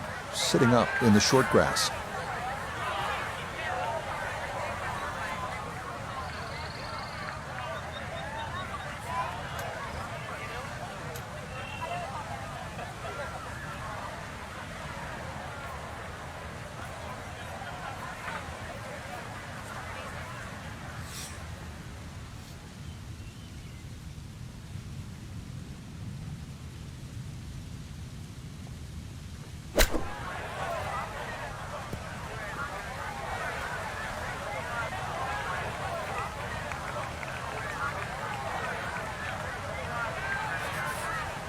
This is an 11-foot putt.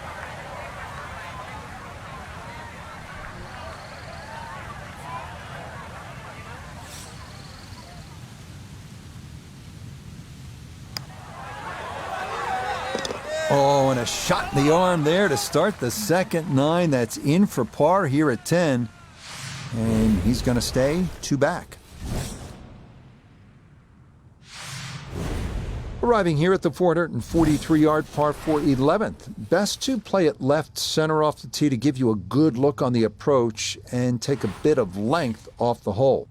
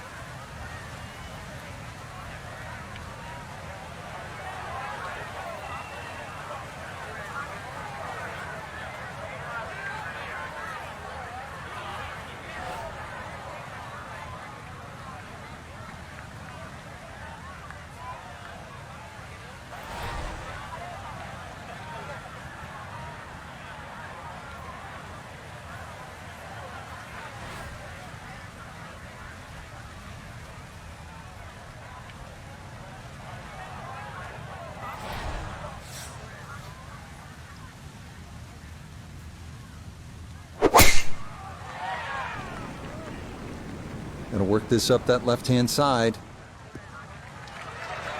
Looking for a strong finishing kick here on this Friday to get set up for the weekend, and that another good drive here.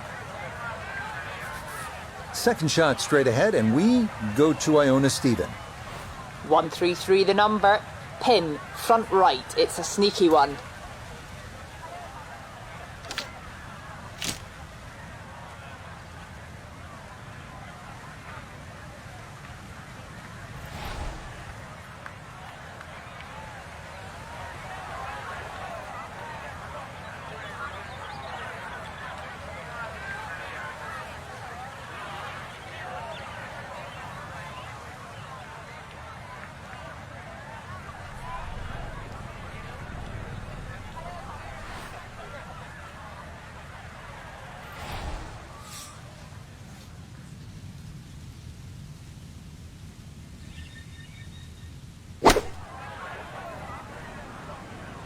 Stuck the follow-through right there. This could be really good. Rich, there's one thing about good iron play. When you hit it and it comes off the club face, you know it's going to be close. More evidence there.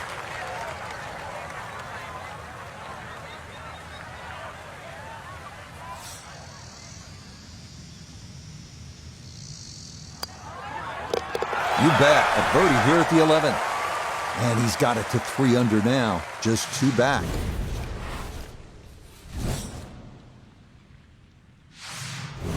Stepping up to the tee at the first par 5 on this back 9. It's the 12th, and it is 576 yards. Yeah, this hole bends to the right, opposite direction to what 11 does. A good tee shot, and you can actually think about reaching this par 5 and 2, but anything around the front or front left, still going to leave a relatively simple pitch shot.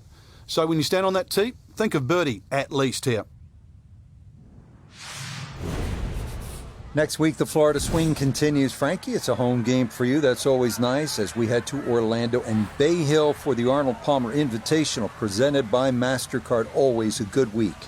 No, it certainly is. Get some home-cooked meals, that's for sure, and get to watch people play.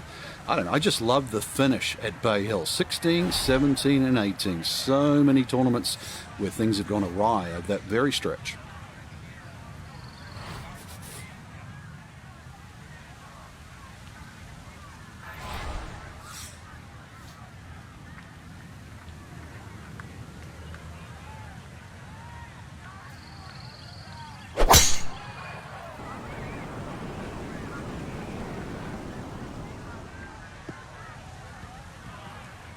No problems there. That's going to wind up safely in the fairway.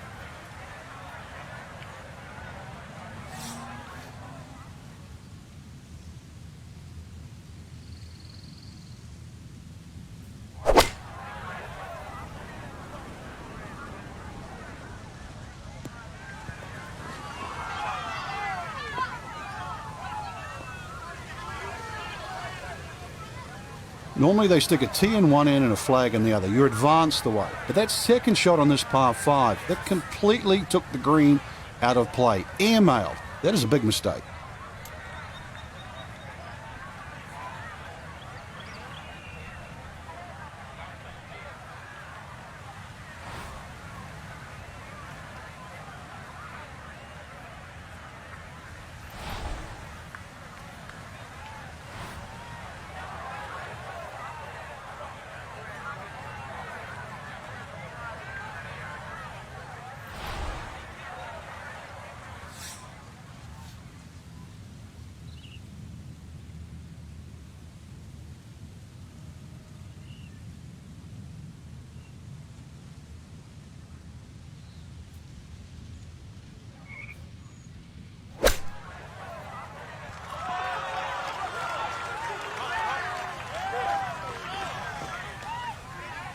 And that'll do just fine. 9 feet left here for birdie.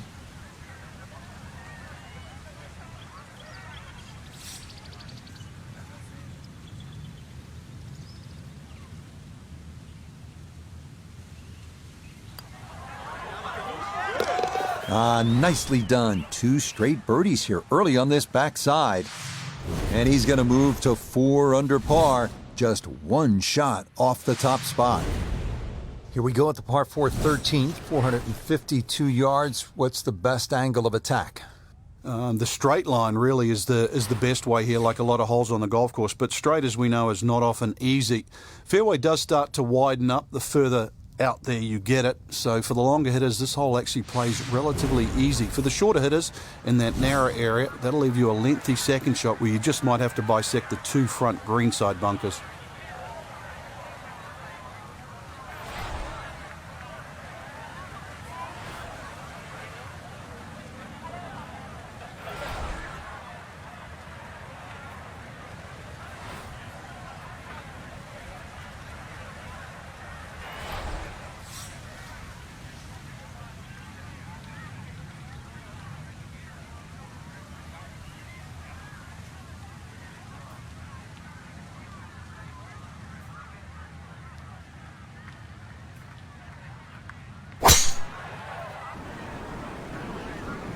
We lost this one to the left.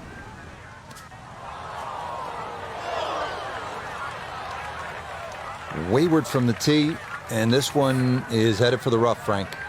Walking the course today, let's bring in Notah Begay III. staring at 142 to the hole, ball in the right rough, but still has a chance to get close with a nice shot to this hole cut left side.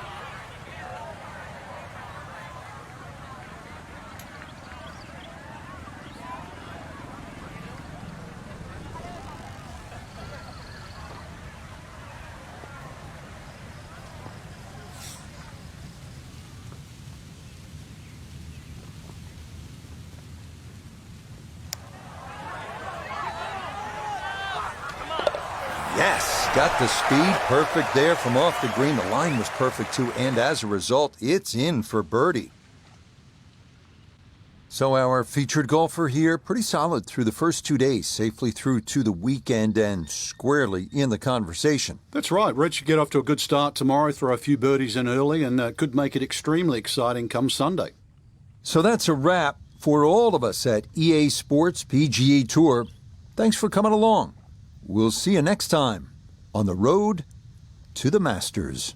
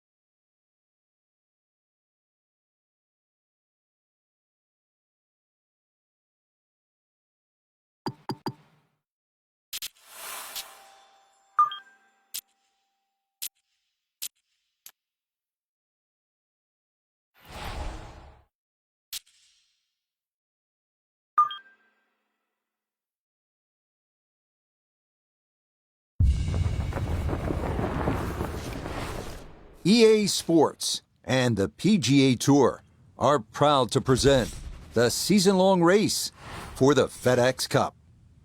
This afternoon from the Wetlands, we bring you live third-round coverage of the Florida Classic. Rich Lerner here in our tower overlooking the 18th green. Frank Nobilo is by my side. Out on the course, we've got Nota Begay III and Iona Stephen as we check the Saturday leaderboard. Your leader is Japan's Hideki Matsuyama. He currently sits at 12 under par. And the golfer we'll be watching, definitely in contention, just 3 shots off the lead. Let's pick up the action here as we begin at the long par 5 first. So a fine Saturday here, Frank, and we start to think about what this weekend might hold in store for our featured golfer in the hunt here on the first page of the leaderboard, looking for that golden goose, a first PGA Tour win, and all that goes with it. In terms of nerves, I would have to think this is the most pressure-filled situation this young golfer has ever faced. Without doubt, Rich. I think if you follow the maturation process, though, when you first turn pro, a new golf course every week, that takes a little bit of time to get used to. Now you start to see your name on the leaderboard. So if you follow the trend, this is where they should be.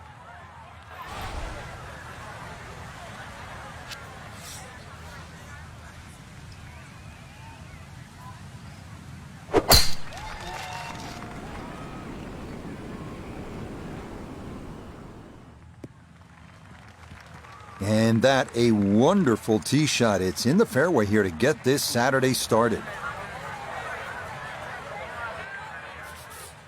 Now a second from well over 300 yards. This will be about positioning.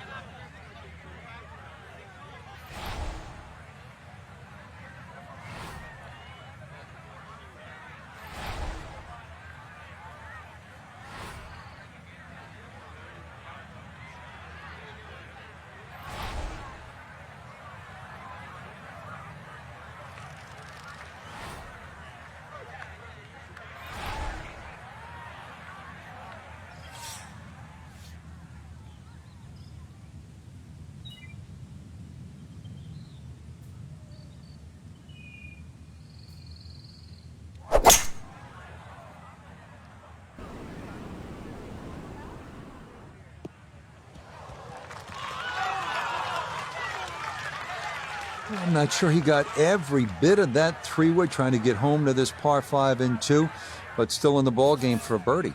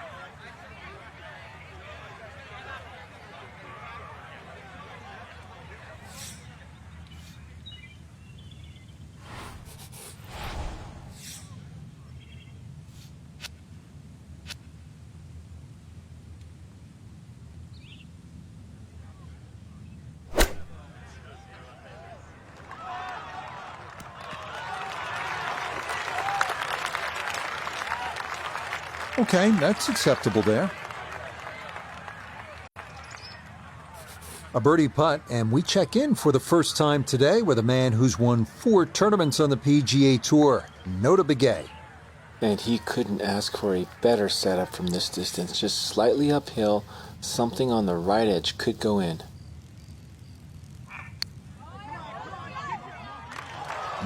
Just a touch firm there. That'll be about 3-4 feet coming back.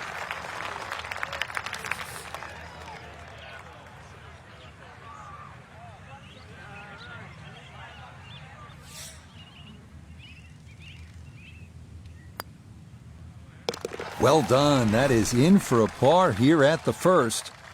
and he'll remain 3 shots off the pace. On to the second hole, par 3 of 225 yards. Good hole, Frank. It certainly is, and the 2 bunkers, one left and one right, they remind you where not to go, but they don't really encroach on the green. So stay with a positive attitude on that tee, and you'll find that green is plenty big enough.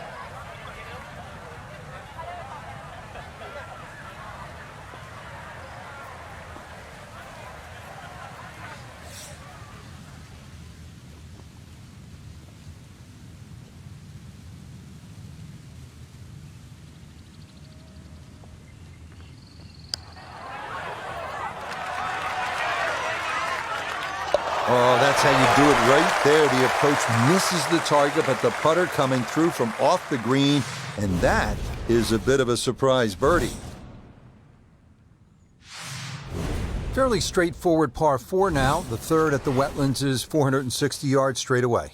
It is 460 yards. It can be chopped down a lot of different ways. 300-yard tee shot, and it's only 160. But if you're a mere mortal, 280, 180, the hole becomes that much longer, that much harder.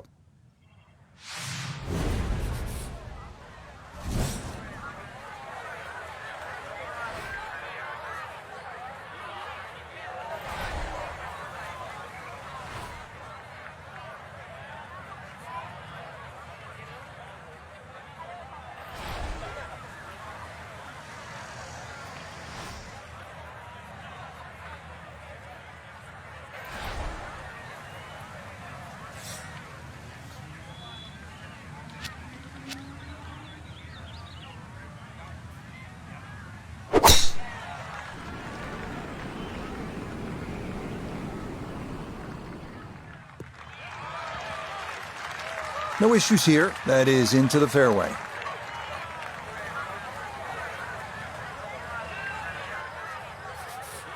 This is where club selection is so important. Second shot into that stiff breeze.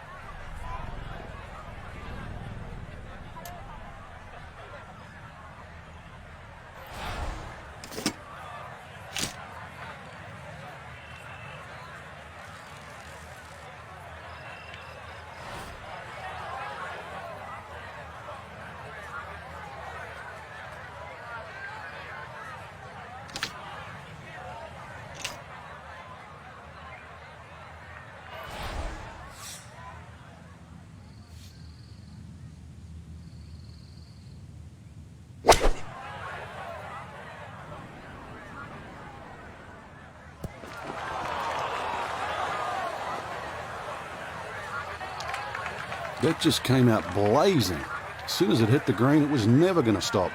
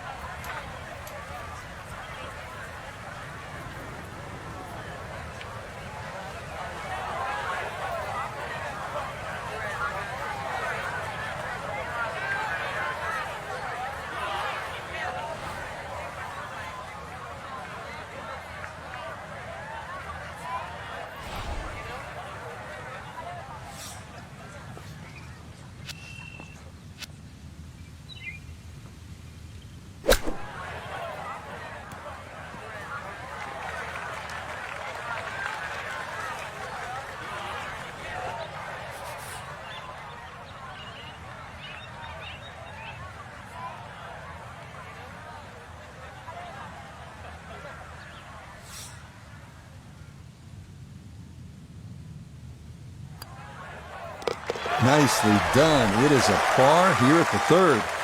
And he'll stay a couple of shots off the lead.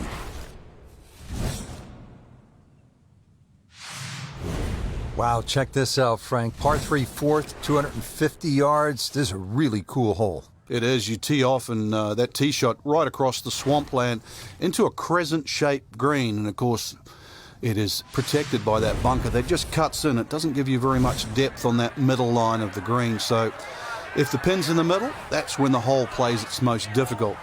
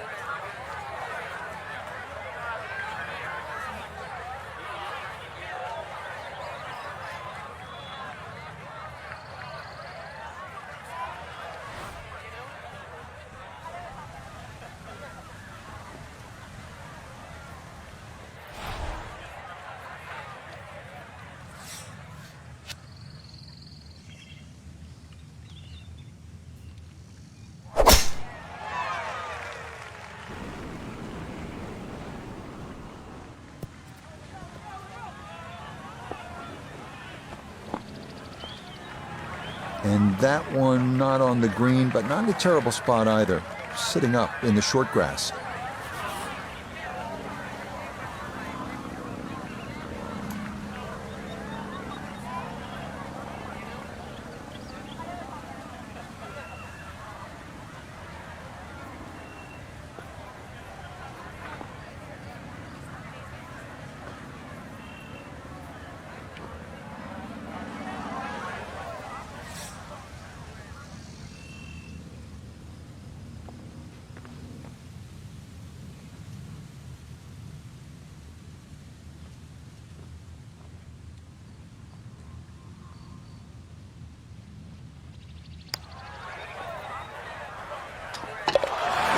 Got the speed perfect there from off the green. The line was perfect too, and as a result, it's in for birdie.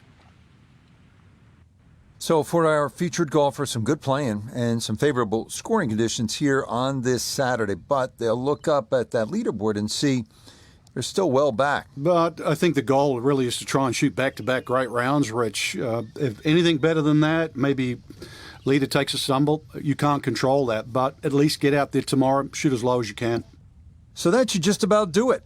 For all of us at EA Sports, thanks for spending some time with us on the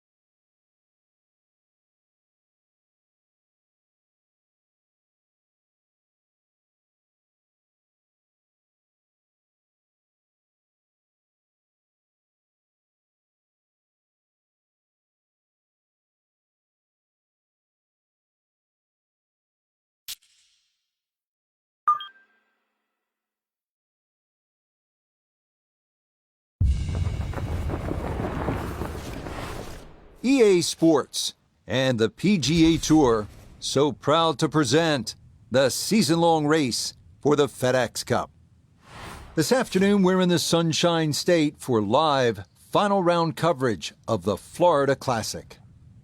It is the great challenge that all these golfers face, trying to string 4 solid rounds together, trying to best Mother Nature and this course, and trying to beat the entire field as we check the leaderboard. The leader is Matt Kuchar. He's at an even 20 under. Meanwhile, our featured golfer still hanging in with a puncher's chance, currently 4 shots off the pace. So out to the action we go as we catch up with our golfer on the tee at the par 4 13th. Final round underway here, and Frank, you look at a golfer like the one we're going to be following today. Rookie on the PGA Tour, has not won yet, but squarely in the hunt here on a Sunday. What do they need to call on here to maybe take a run at winning this thing? First and foremost, just play. Tee it up on that first hole, knock it down, hit it on the green. Never know, might make birdie, might make another one, might make 3, 4 in a row. You never know. And the leaders might falter. So at the end, you have to worry about what you can do. You make a little run, all of a sudden there's a chance, you see your name on the leaderboard. That puts pressure on everybody else. You don't have to worry about that. You do your job. Gotta think this an extra half club or more as he sets for a second into the wind.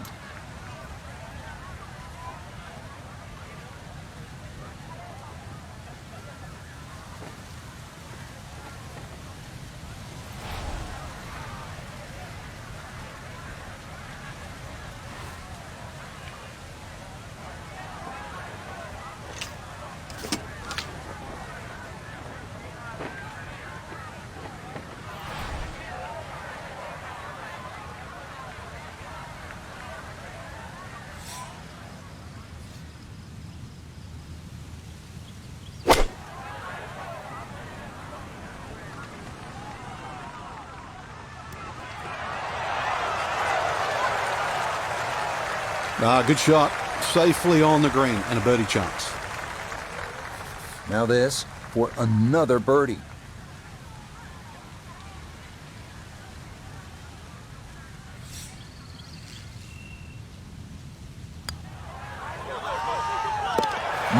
Confidently done there. That's in for birdie here at 13.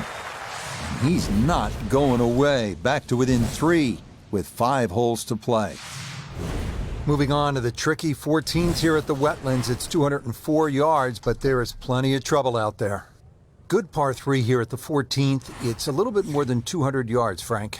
And there's a bunker short, so you've got to fly that coming in there. And if you do miss time one, that's when that body of water to the right really comes into play. Typical Floridian golf, but high-flying, soft-landing tee shot, once again, is the goal.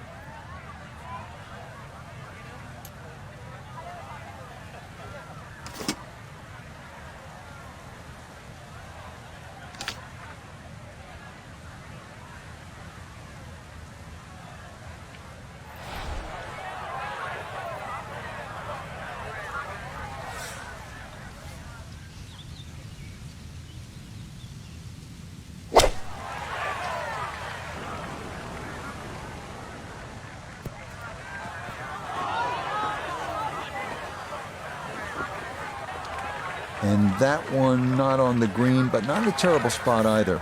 Sitting up in the short grass.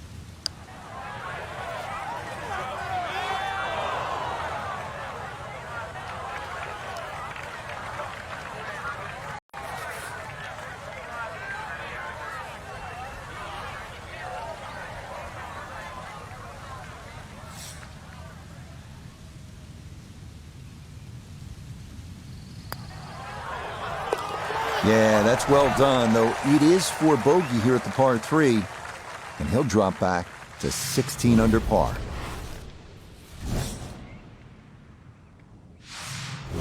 Final par 5 on the backside here at the Wetlands, 590 yards. Next up, the final par 5 of the day here at the Wetlands, the 590-yard 15th. Again, no bunkers or water in the landing zone, so it is time to give one a ride.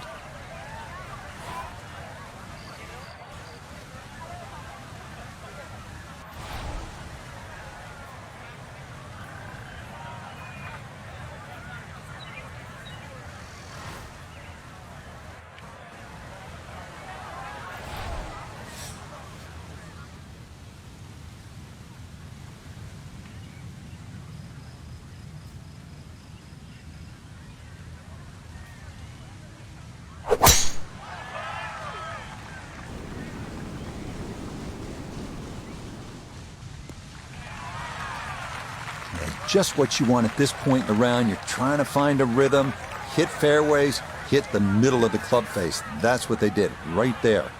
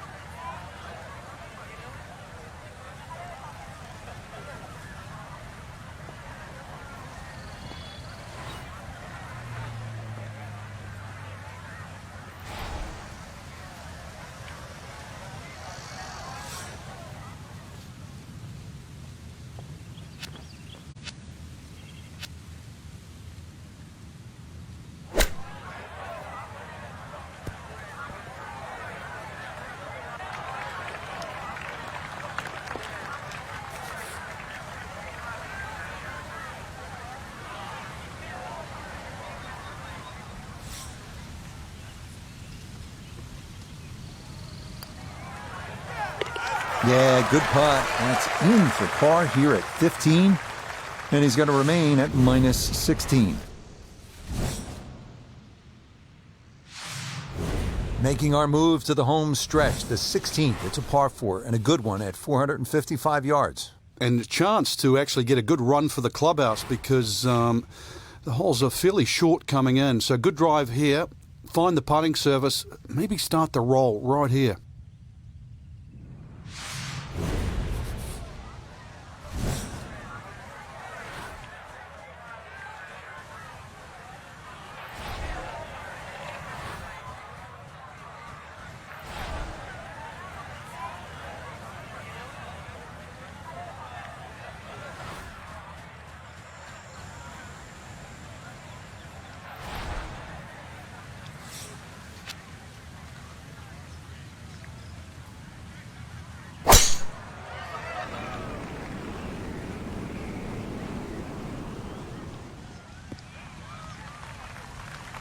Yeah, nothing to fault there. Good balance, good follow through, and a good start to this hole.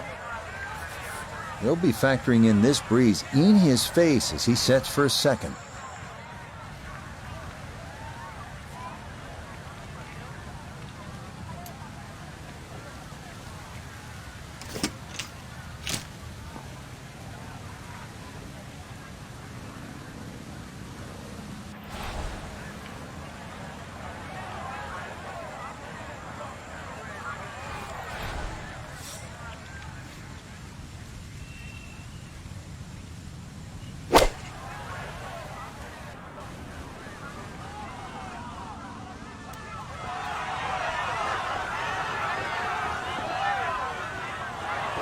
Just think about it. You got to cover nearly 2 football fields of distance and get it inside 5 feet. You wouldn't think that's possible.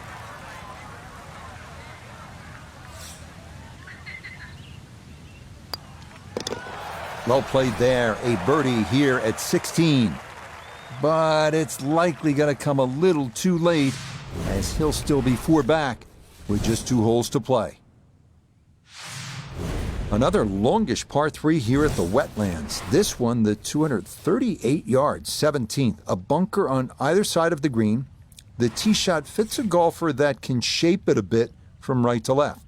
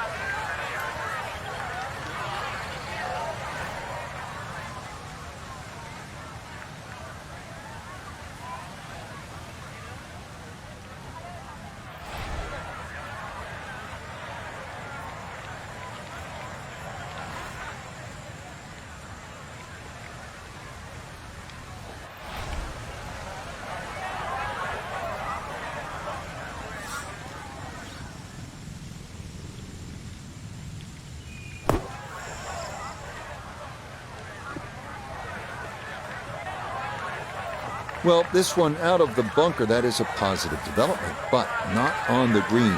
It's in the short grass.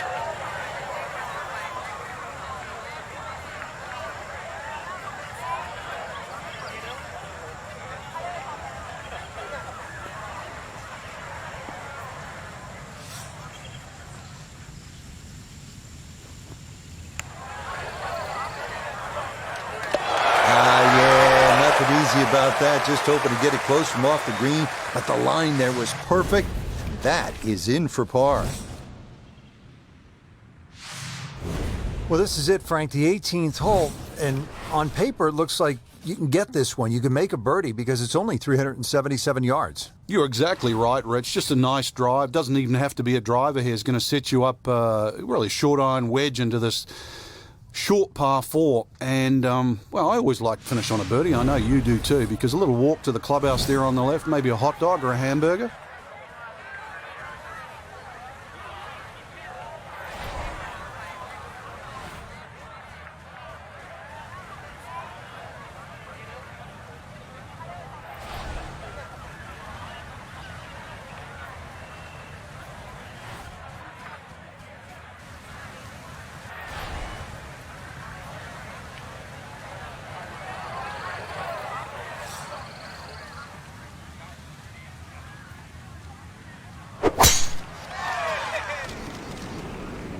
That one up the right side. Yeah, that's a nice swing, and the result is going to be a tee shot that is set up just fine.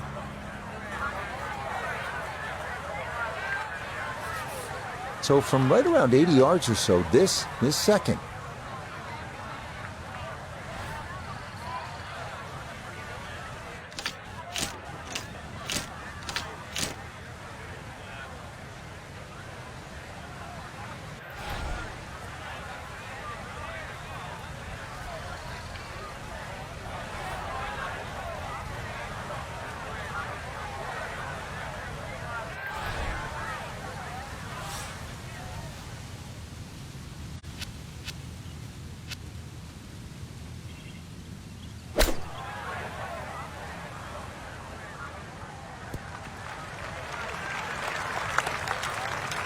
Well, the ball is on the green. That's about all I can say with that. With a short wedge in hand, you'd expect that certainly be much closer than that.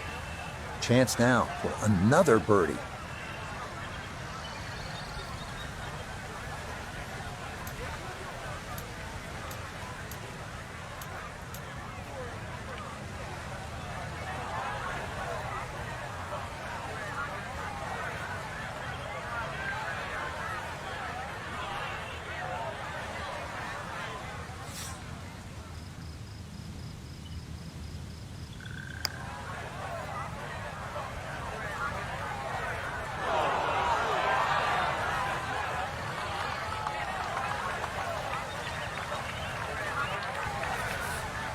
Fourteen feet to the hole.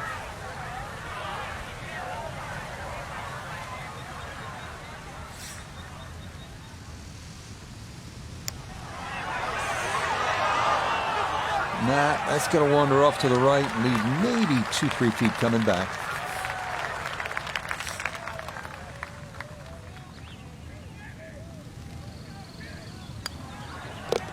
Okay, a shake of the head as that one is finished off. And that won't help the cause one bit.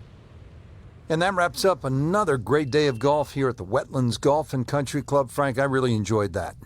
I enjoyed the Gator Bites as well at the end of the day, Rich. Some good golf to be had. Florida's always fun, playing on the Bermuda grass. And once again, shout out to the superintendent letting us play in the tournament conditions here at the Wetlands.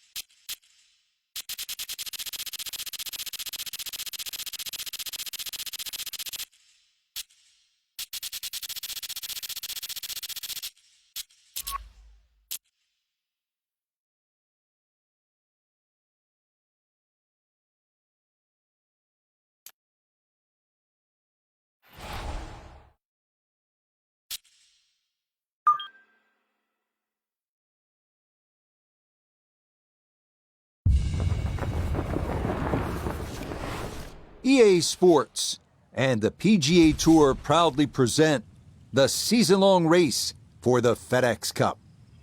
Today, from the Bay Hill Club and Lodge, opening round coverage of the Arnold Palmer Invitational, presented by MasterCard.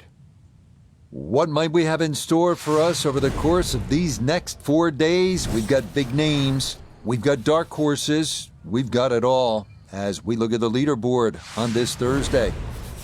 Your leader is Brandon Wu. He's off to a 4-under start. Let's get into the action as we pick things up at the par 3 7th.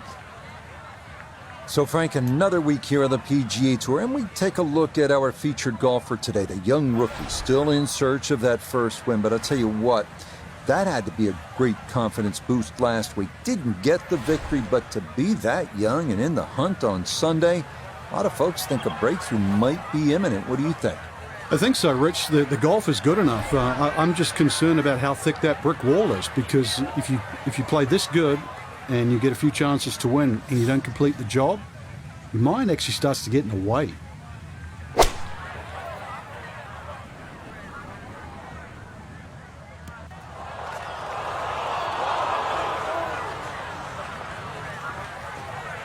And that's going to be too strong. It is into one of the two back bunkers around this 7th green. Now from the bunker. Yeah, just a little splash out on this par 3.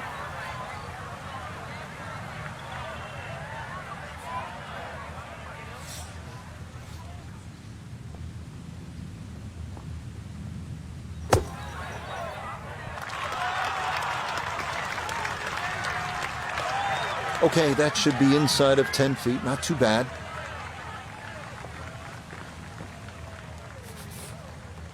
From about 8 feet.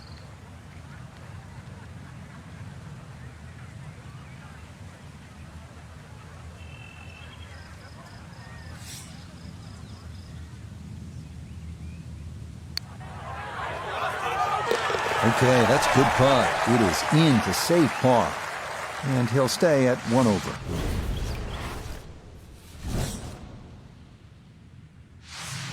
You know, Frank, you walk around the grounds and this golf course, and you just can't help but think about the great Arnold Palmer and all that he did for the sport of golf. I know you got a chance to know Mr. Palmer, as I did during your time playing the tour. What are your memories of Arnold? Well, Rich, if you indulge me, I'd go back to when he played in New Zealand. I remember as just a young teenager watching him play at my local club. He was playing alongside Bob Charles. I was amazed then how he could still play. He was probably in his 50s in those days. And how he could still drive the ball well. And then I first got to play with him in the 1995 Masters. And the amazing thing about that is even though he lacked for a little bit of power as he got older, he had this amazing ability to work the ball around the golf course. And I learned so much about Augusta National just playing one round competitive round of golf with him. And then obviously when he would visit the booth at Bay Hill when I was doing the broadcast there. So he's the king for a reason. And the greatest line I ever heard was, Arnold Palmer never met a stranger. Frank, he did have that rare ability to connect with kings and commoners. And there is an old saying that friends should be preferred to kings. He was, as you referenced, known as the king. But I always felt, Frank, that Arnold Palmer was very simply the best friend the game of golf has ever had. Well said.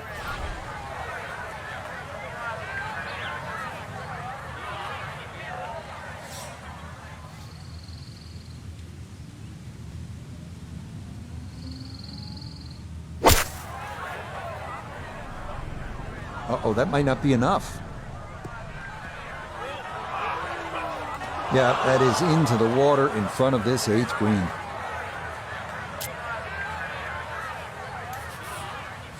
All right, so he'll take his drop, and with a penalty stroke added, that'll become his 4th now to the par 4.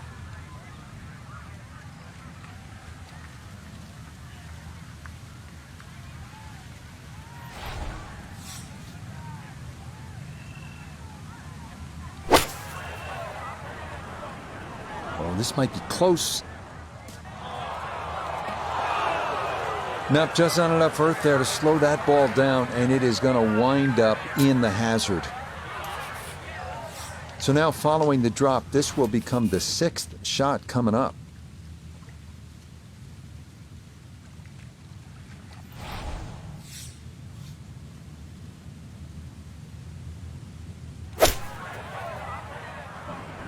Oh, no.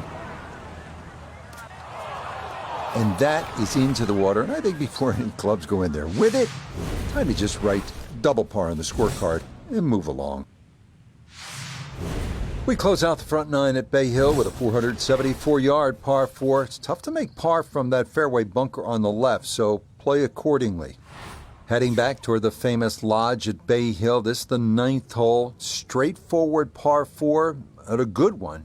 2 good shots here, you'll be happy to make the par.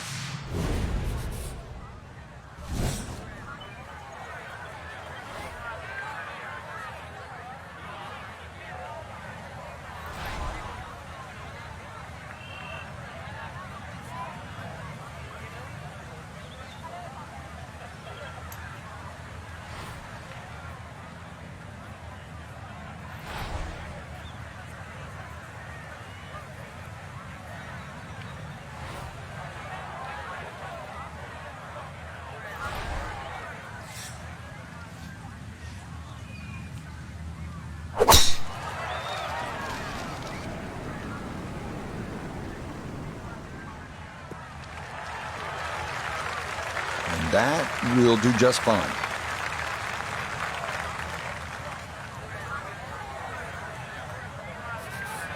Second shot now, and has to be careful because that breeze can be tricky at his back.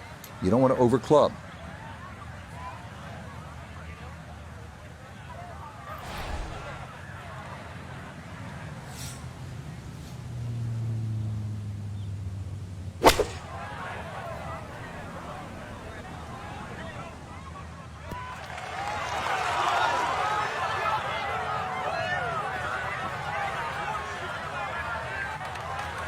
It's a solid shot and a green in regulation, but a little away from the band. We welcome in Iona Stephen. This, a putt for birdie. And it's so important to get this one rolling up the slope with just the slightest movement from left to right.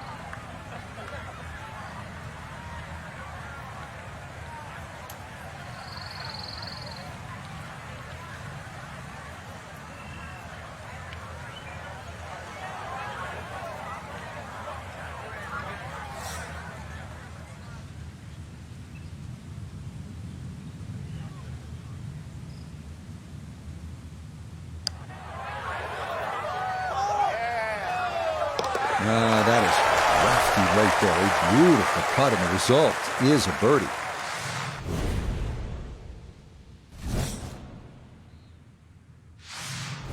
We start the backside at Bay Hill with a par 4, 400-yard dogleg to the right. 2 bunkers through the fairway and 1 on the right. Accuracy off the tee is critical.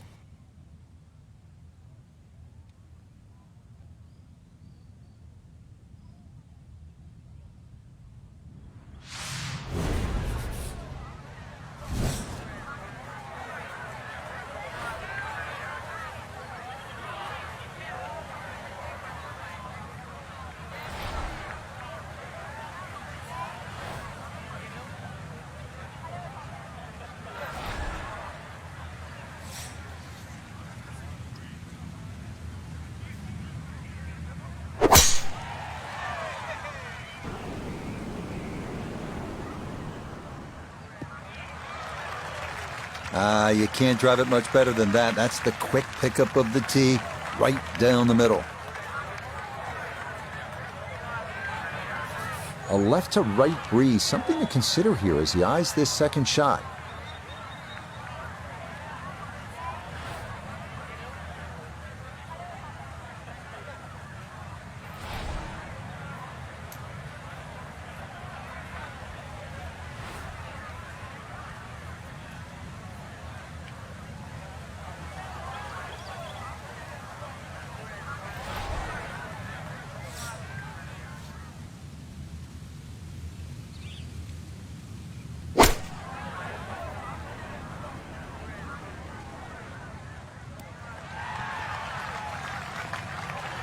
And that ball looked good in the air. You'd like it to be a little closer, but still, inside 40 feet, just going to have to be careful with the lag putting.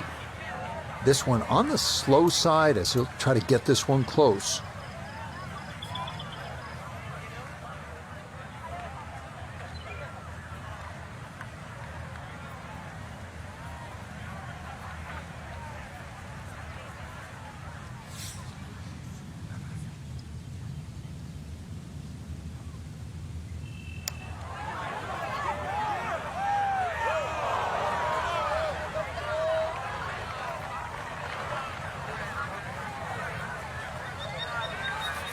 Just 5 feet left.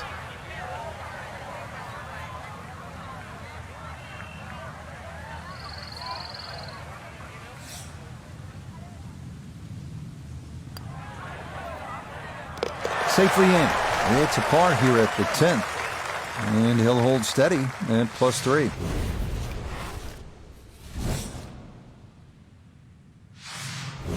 Once again, water pops up here at Bay Hill. This at the par 4 11th. It's 438 yards. You want to sort of take this one around that lake on the left.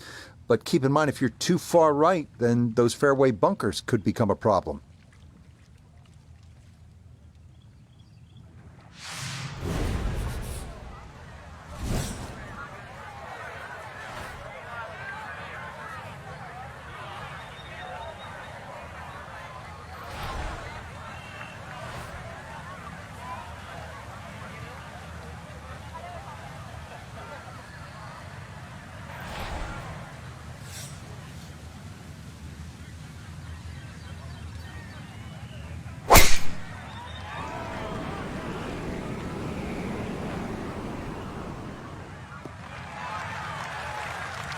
Beautiful tempo to that swing, and this is going to wind up squarely in the fairway.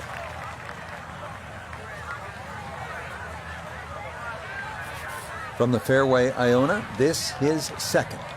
Yeah, he's looking at 116 yards to the front of the green, 124 to get to the flag, and the pin on the front portion.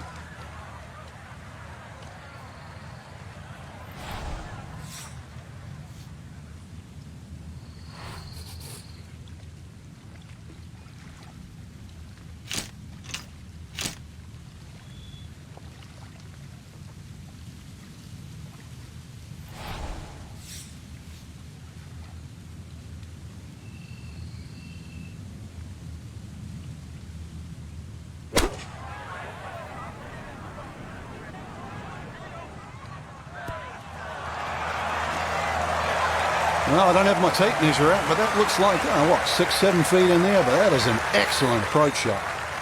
This will move to his right for birdie.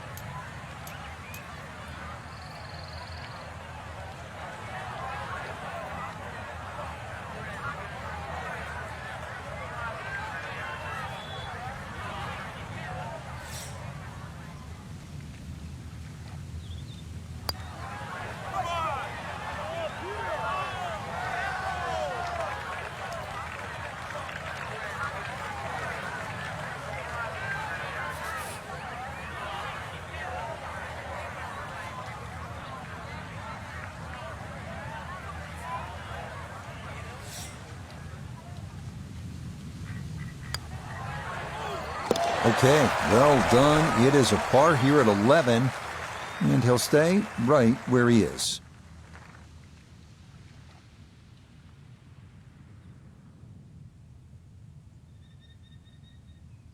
So our featured golfer well back after round one, and now likely in a fight just to play the weekend. I think they were in a different zip code today, Rich. It was like watching two different players, really, the ones at the top of the leaderboard and, our cherished featured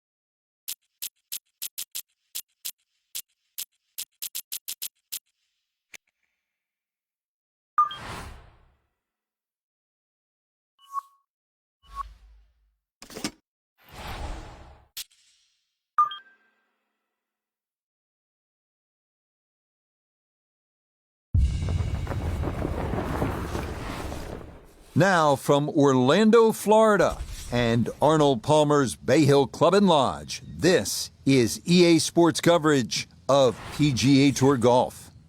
Alongside Frank Nobilo up in our tower at 18, I'm Rich Lerner. Frank, Bay Hill, of course, will forever be Arnie's place. But it's a tough spot to play, isn't it? It is, obviously set in the heart of Orlando, which is a home for me for nearly quarter of a century. So, I've been there many a times and had many a chat too with the late great Arnold Palmer. But he was proud of his golf course for good reason too. But if you're going to play there, I know it's there for a little bit of fun, but make sure you take enough golf balls, because when you get to those last 3 or 4 holes, you might lose a few.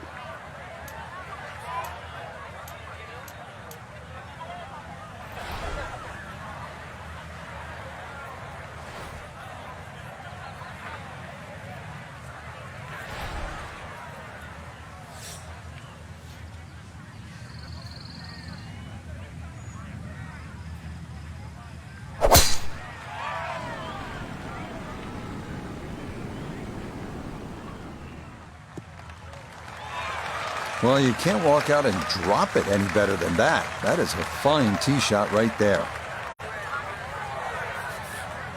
Now, from just under 170 out, this is second.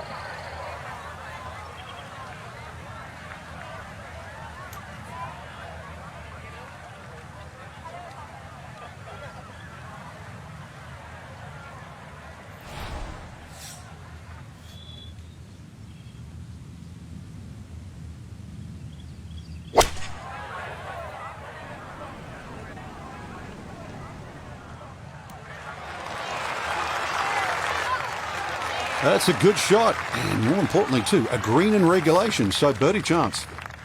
Let's bring in Nota Begay III for a look at birdie. And this is a little bit of a slippery one. He's going to have to exercise some caution. Slightly downhill with right to left action in it.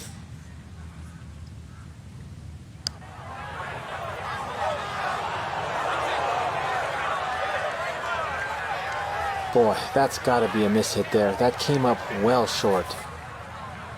Now a 7-footer.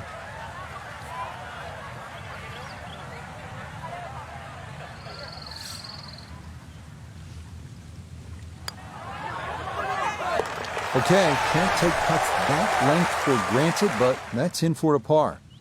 Frank, that wraps up another great day of golf here at the Bay Hill Club and Lodge. Always enjoy it. Yeah, it's always a great test. Win, lose, or draw, you've played the King's Golf Course.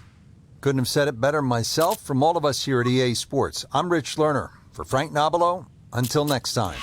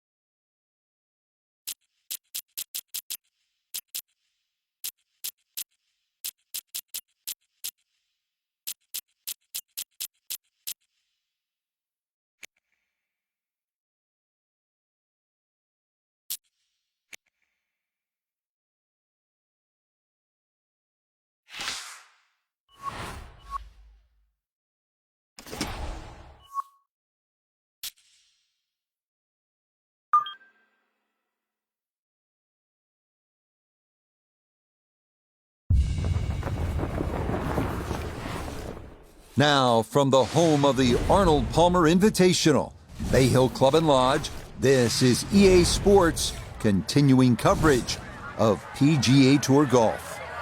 Rich Lerner joined up in the booth by Frank Nobilo. Frank, there's nothing like it early tee time to get the adrenaline flowing. And also, too, the golf course is perfect. Less divots.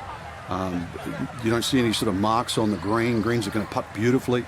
There's also, the course is a little bit softer. It's got the moisture from overnight. And also, when they've cut the golf course, there's that really green, fresh smell, like it's brand new. This one's starting a hair right. No problems there. That's going to wind up safely in the fairway.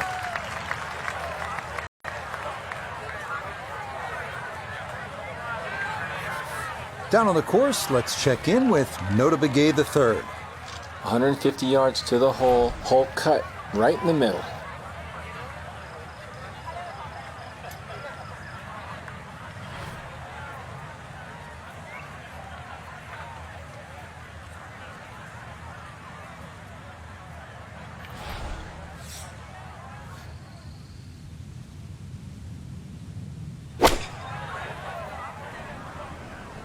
This one looks right on point. I know it's the second shot, of course, but what an iron shot. I don't care. That's the first, the last. That's a great shot.